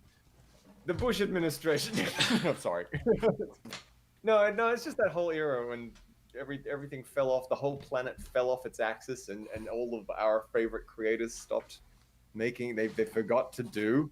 They forgot what they were doing, and it was just the worst. It was poor old George was stuck making his prequels at the worst possible time, and he was trying to commentate on the war while it was happening, and it was, oh dear, it was just a mess, and everything just. Microsoft bought Rareware, and we invaded Iraq. How about that? Yeah, my childhood gone, just flushed away. Oh, wee!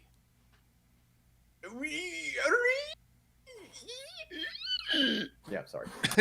That noise is particularly aggressively bad. Oh, welcome, Stellar Eclipse. Let's see here. I'm gonna say I didn't enjoy the prequels in the long run. I mean, I really wanted to. I wanted it to be a return to the Star Wars that I loved. Actually, to be honest, when I was a little kid, Jabba the Hutt and the like freaked me out. Like, you're a really little kid. So no, he was amazing. But then I got just a little bit older. I rewatched Star Wars, like, this is so cool, and I became an avid fan. Did you know Jabba the Hutt, the animatronic puppet? He cost $250,000 to make. Oh, and required 4 or 5 guys inside him. Was it 4 or 5? For a minute there, I thought it was 8. Oh, really? Well, no, including. Sorry, go on. I'm just trying to remember, because there was like a left arm operator, a right arm operator, a mouth, eyes, tail, and even a guy who smoked a pipe and blew it up for him when he was smoking a pipe. Wow. There was somebody working the tail. There's a little fellow working the tail. The thing is, though, they didn't put any kind of protective covering inside the tail or ribbing or anything like that. So Carrie Fisher stepped on it.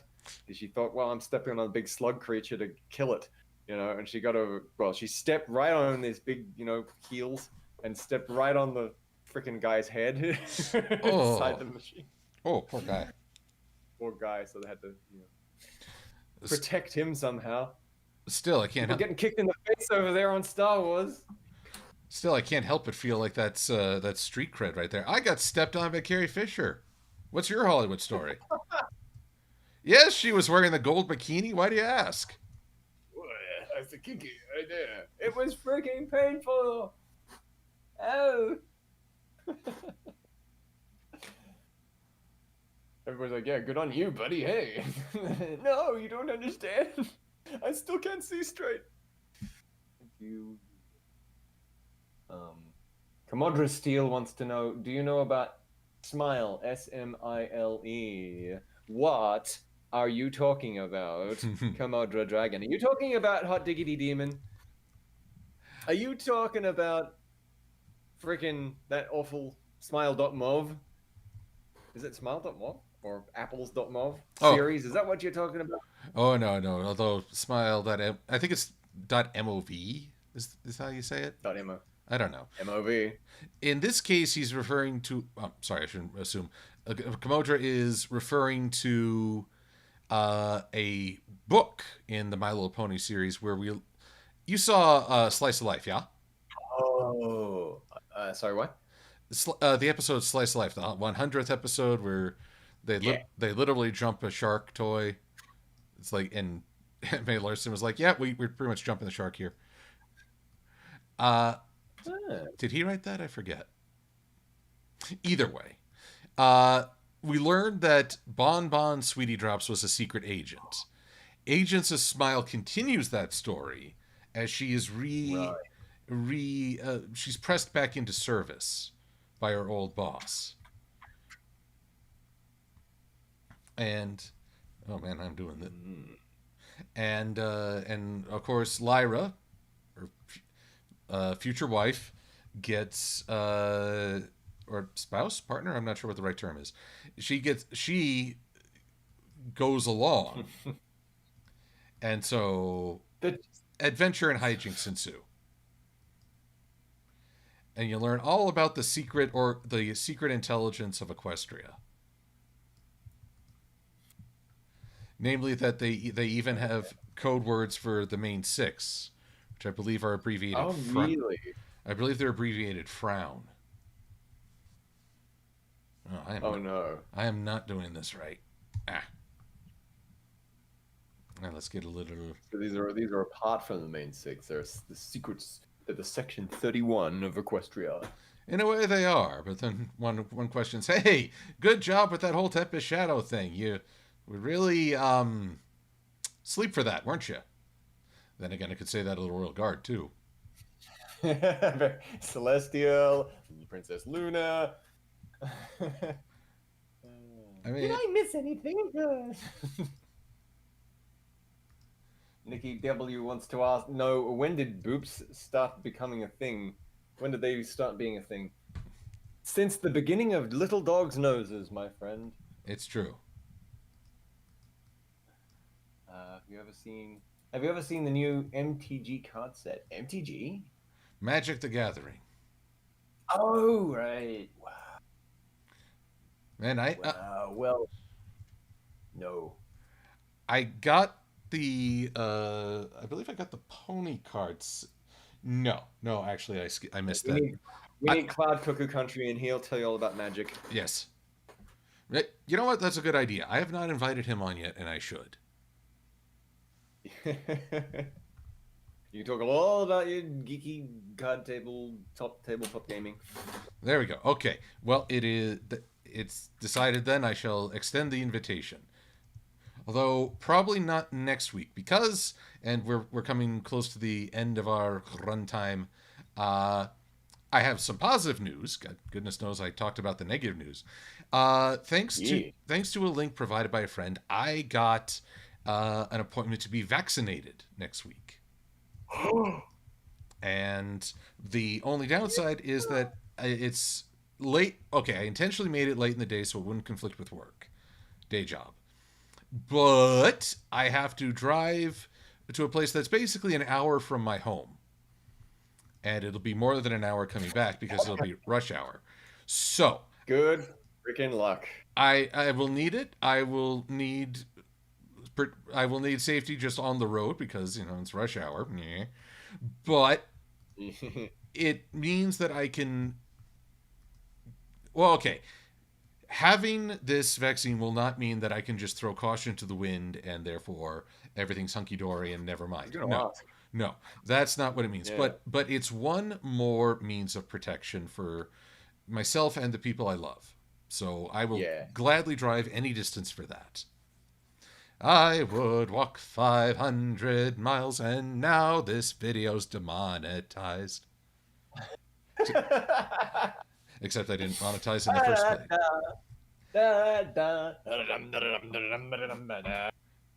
Oh yeah, man! I should play that while I'm driving. But the downside is that no sooner do I try to start my streams again than I may have to skip a week. Do it from your car. Oh, hi! Reception and everything. Bad reception. You get to hear all the curse words I use at other drivers. You cut me off. The car, road noise, cops dragging you over. Everything. Yeah. I want to hear sirens. Say, nuts to you, yeah. I'm gonna right in the, and then you'll be. Robbing a bank over there. Apparently. Forrest Grump says, "Hey, I'm Grump." No. I love how everyone in the brony community loves the boop thing, not realizing booping is mostly a furry thing. Oh no! What sick depravity have I landed upon now? Well, I mean, are. And how can I dig my arms into it, up to the elbow? Well, I mean, it really did start with pets. You know, dog comes up and just sort of sticks you with his nose. You're in a fursuit. Well, that you're friggin' fursuit, and you go and accidentally punch someone right in the forehead, because that's where the nose is attached to. No touching the face.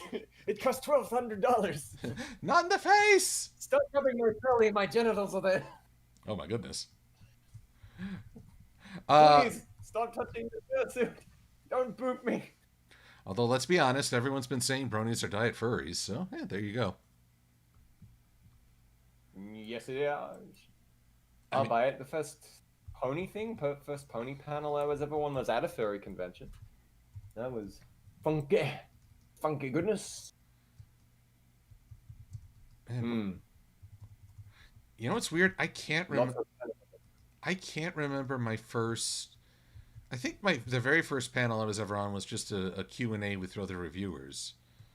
I'm honestly trying to remember the first panel I hosted. I remember looking out at the first BronyCon at which I hosted a panel and seeing this room packed full, and it's like, holy crud. I'm afraid of public speaking. Get my inner Fluttershy on. But I think that was also the first one where I played the video you sent me, you and Viva. Just wishing everyone a happy BronyCon. That was your first. That was one of the first panels I remember hosting. Wow, cool. I was there in a way. In spirit. But then I had the immense pleasure of having you at BronyCon in 2017. That was cool. I've still got to do it like a video on that. It was very cool. In fact, dare I say, I've enjoyed every BronyCon I've been to, but 2017 was a special highlight. It was Sweet. It was one of the most unique and wonderful experiences. It was magical. Checking out Baltimore. And yes, all the wonderful people. Yes, sweetie, I enjoyed hanging with you. Oh, Champ to Stay wonders, what is the weirdest thing you've ever seen at a convention? A mirror.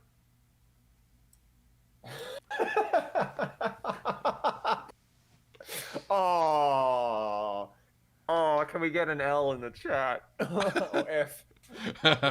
Just pay your respects. Oh. Surely not. I've seen that jacket. It's amazing. It is, and don't call me Shirley.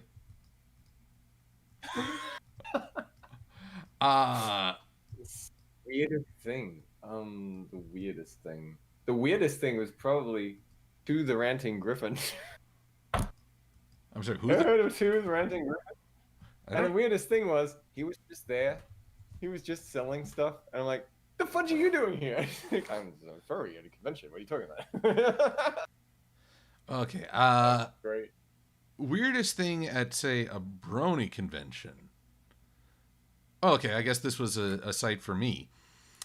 Due to just a really tight schedule, I was coming back from dinner with some friends to get to a panel. And Baltimore, it started raining. And I'll say this for Baltimore rain. It tastes of copper. Ugh. Oh, really? Is this 2017? No, I think this was 2016. Holy cow! It happened on 2017. Yeah, go on. So, 2016, and so I get there and I'm soaked. I'm just, I had my backpack with me, my a pack of prance cards. I had, we're turning brown. The water was staining them brown, so that was something. Your flavored waters, it's Rusty Rain. Rusty Rain. It comes from Baltimore.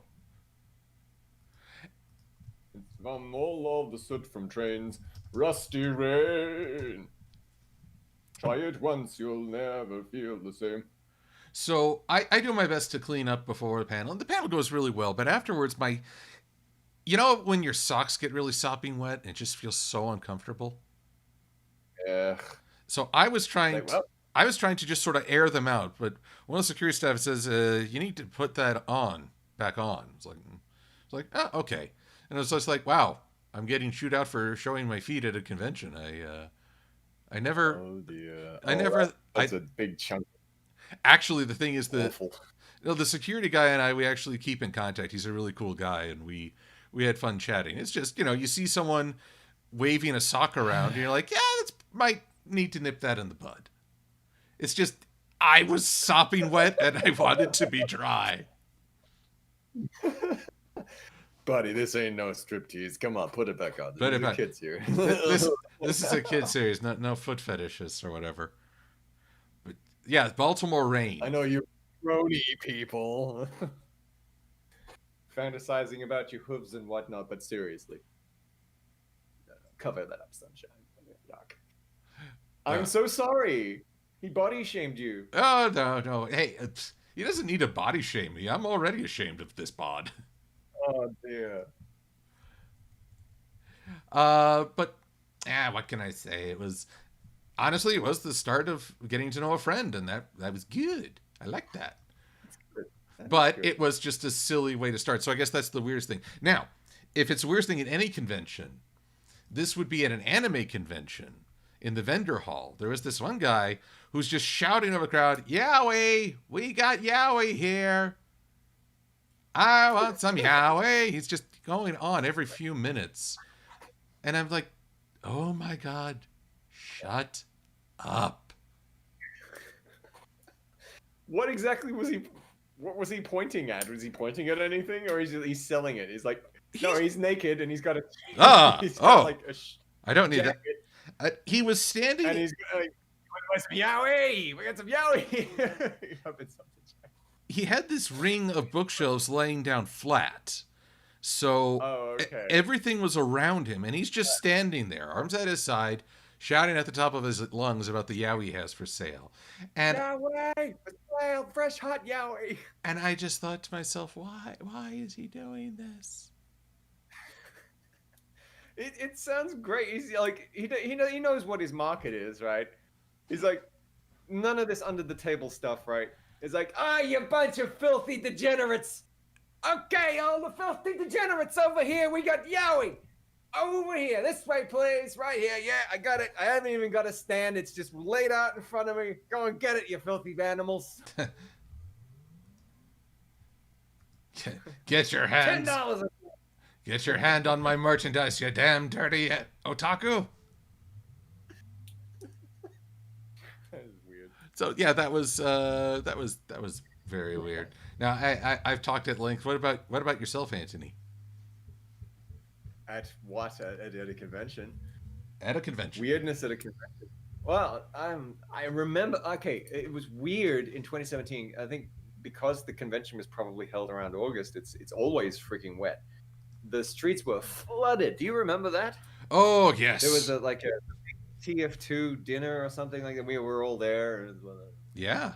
That was a good one. You were having the salmon, and I'm like, what is he eating? I'm having that, baby. And it was the best freaking salmon ever. I've been searching for it ever since. It was so good. Anyway, the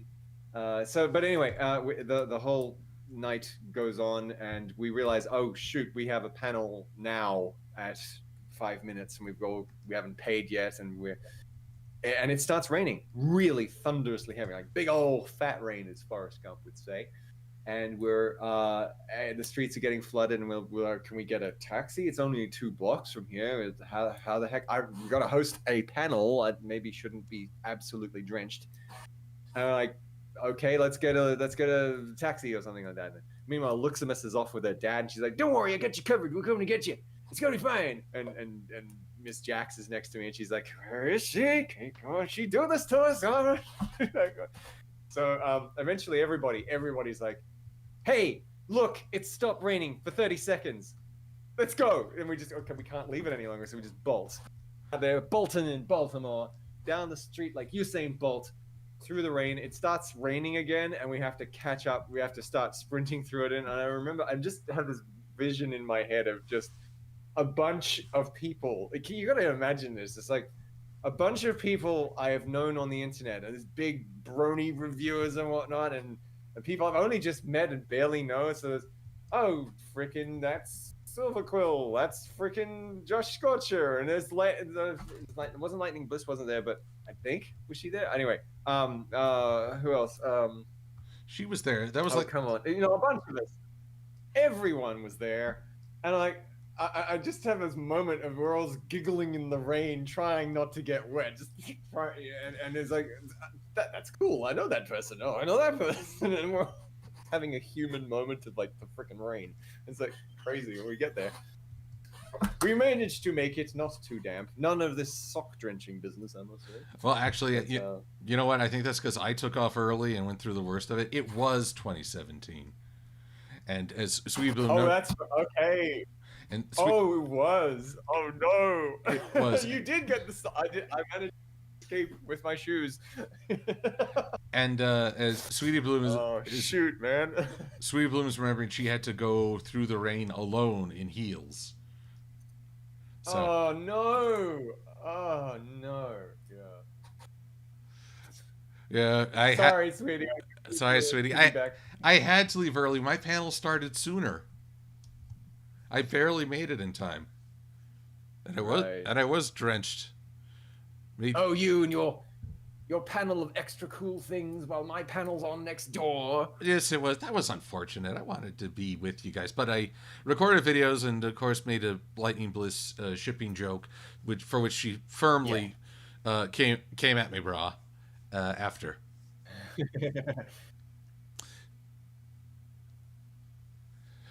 Okay. All right.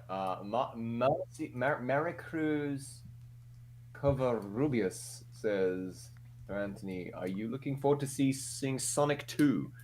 Seeing Sonic 2? Well, I've played that 20 years ago. Oh, you mean the movie? Yeah. No.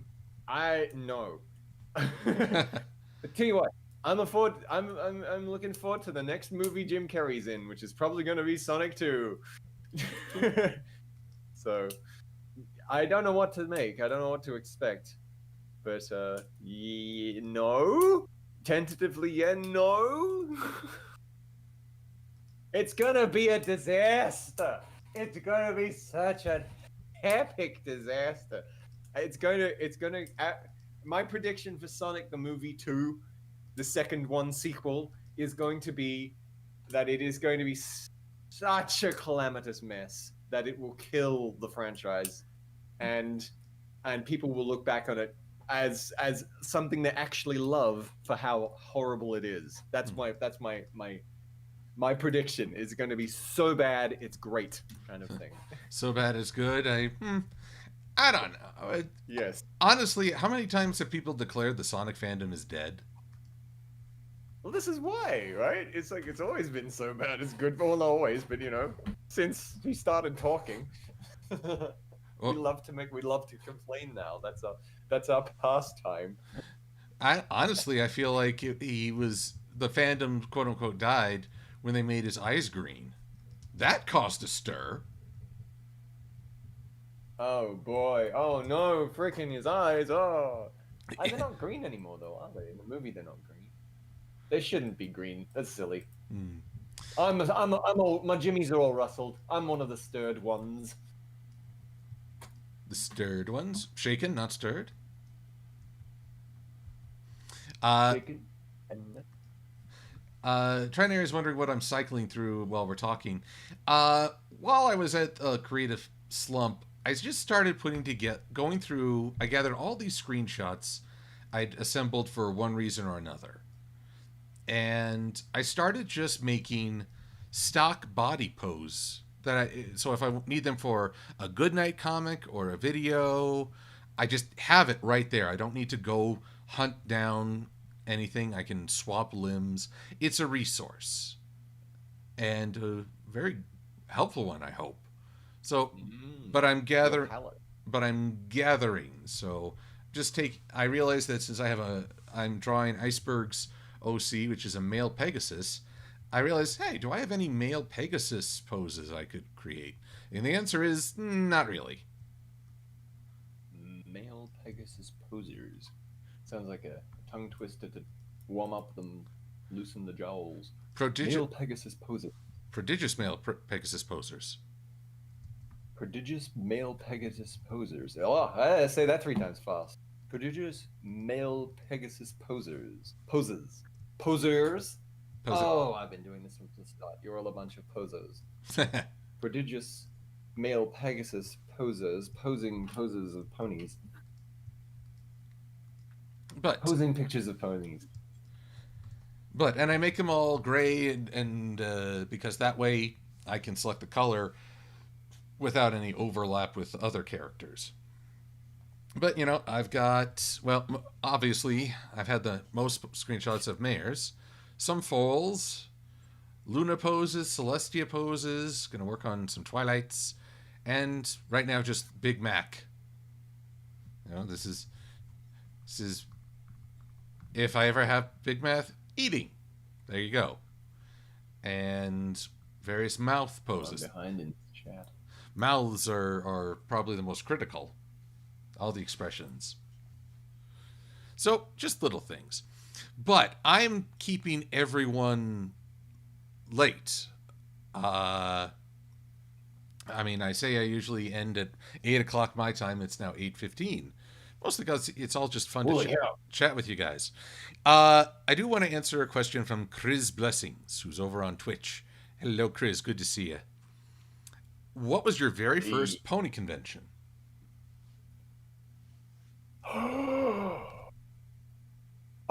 Is this a question for me? Yes. Pony convention. It was probably a PonyCon in Melbourne. Yeah, way back now. Probably 2015, maybe 2014. As early back as that.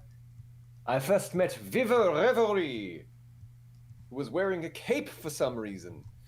Ooh. And a bunch of other cool, awesome people. I met Carnival Creations and Creighton over there as well. So it was cool. Yeah, that was where I did. You can actually see it. There's video of it in Too Many Pinkie Pies. The reviewing his Magic 5.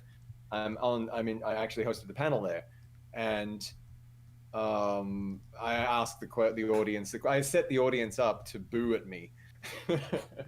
We did this funky thing where I talked to myself on screen and I stuffed up my lines on purpose, and then I get the audience to boo at me, and we take that footage and it's actually in the video. It's cool. And everyone had a good time, Bernardo.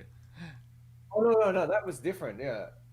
No, that's it. It was made for Too Many Pinkie Pies. Yeah, and so it was like I created a bunch of footage of myself live action,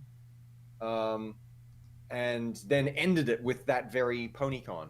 And so I'm like, hey everyone, do you want to be in Reviewing His Magic 5? And yeah. So cool. Yeah. Good convention. We had to clear out of there very fast. Oh boy.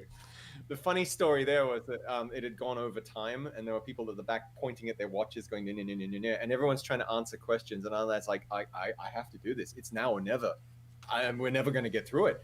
So I grabbed the microphone. I'm like, who wants to be in Reviewing His Magic 5? And everyone just cheers, and I was like, I hijacked the thing, and you can actually see people behind me on the panel. These poor guys, they've been delayed already, and they don't get to answer any questions. There's like, oh, freaking whatever. He's just going to take over now. And I'm like, I'm so sorry, guys, but this is going to be immortal. It's going on the video. So yes, that was my first pony convention. It was awesome.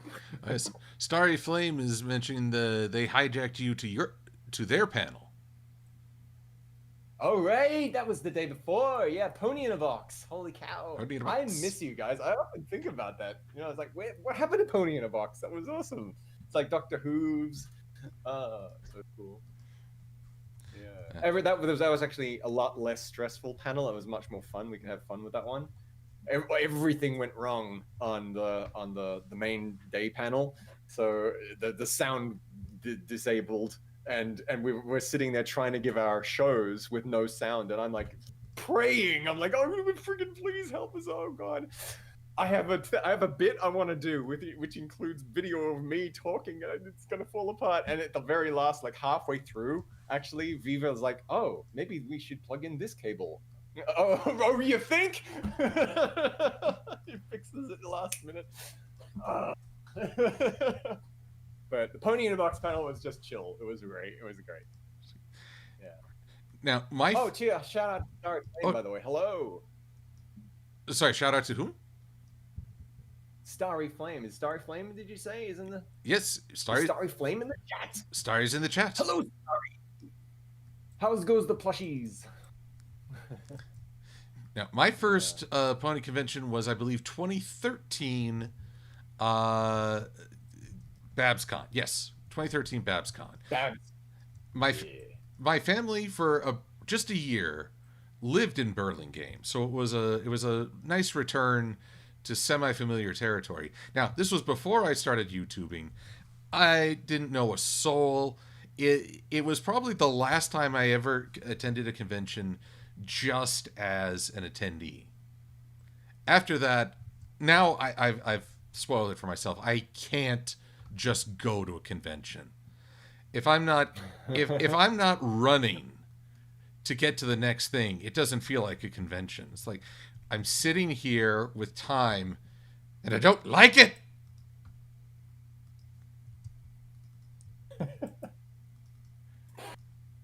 This feels weird. I feel unproductive and scared. And there are wolves. Lions and tigers and bears. Oh my. Bye. But that's part of what I love about my time in the Brony fandom. I like that conventions have shifted and become this organic, enjoyable chaos for me. Right. You kind of get used to it. You got to roll with it. The best memory I have, it's not the best memory. Best memory is Silver shouting me lunch. How about that? It was awesome. And I was jet lagged to hell, and I could barely stay awake. I'm like, this is absolutely delicious, man. I'm still sorry. Oh, you were great company. Oh man, it was great. That was awesome. But I have this indelible memory of just being. It was so fast paced at 2017. Clip, got to go to this convention, so this panel, that panel, these people want to talk to me. I've got to store stuff because I was all about like I was so gung-ho for providing value, quote unquote. I've got to set this up and put posters over there. Oh, they won't let me put posters on the wall. We have to erect the stand, this, that, and the other thing, firing off. And like halfway through setting everything up, I have this one memory of passing Dusty Cat in the hallway, or near the top, near the elevators. Yes. And we're just in convention, and we're just don't have time to say hello. He's clearly marching this way. I got my group. He's got his group. He's carrying stuff, and we're just both equally focused on what we're doing, and we spot each other, and we're like instant recognition. You're going well. We'll see each other later. It's cool. And I think we just high five, just on the way past. Okay, and then back onto it. It was sweet. It was this sweet, slick moment. It's like, yep, Dusty, yep, Andy, slap. And just keep moving. It was hustle. And I keep flashing back on that. It was a great moment. It's a little moment. It was awesome. That, and also, because we shared a room, didn't we? We did. Yes, we did. That was the one. We did. And I'm like, yeah, it's a long, hard day. Yeah. Holy cow, that's Silver-Quill over there. That's cool. Yeah, we zonked out pretty fast.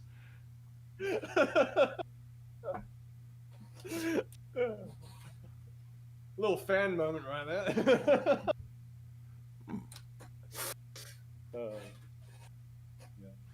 Oh, Starry is saying our director vanished and they had the keys to the channel, so we couldn't redirect people to the channel being made for the other productions.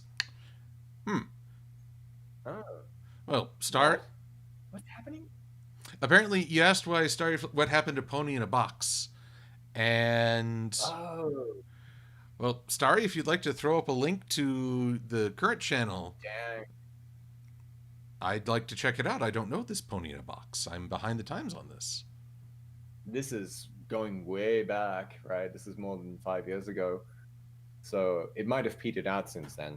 And Starry, I'm seeing the chat a little delayed from real time, I think. But one, please post a link to your channel, and feel free to post a link to your plushies. I appreciate you asking before doing so. I'm not against it when people promote, if people take a chance to promote, but it's better to ask first and, well, basically be like Starry. Be considerate like Starry. Yes. Starry's talented plushie maker. She makes has made two little Cosmologic, my little OC plushies. And they've, it's amazing how far she's come. So like the second one is dramatically better than the first one, and I still have the good old Cosmo OC. I actually I did that drama video some time back, and I ended that one with a big fantastic fanfare of destroying my bedroom and ripping up posters and stuff, and the special effect of ripping out the plushie apart. And it was only a special effect, and I get this message from Star, and she's like, oh, gasp! You didn't rip the plushie, didn't you? I'm like, no, it's all Hollywood magic. Maybe it's okay. Although now that I think about Starry, you made a Clutter Step plushie, didn't you? Whoa! You did. I think you did. I'm getting mixed. I get mixed up sometimes. Please pardon me, but I'm pretty sure you were the one who did that.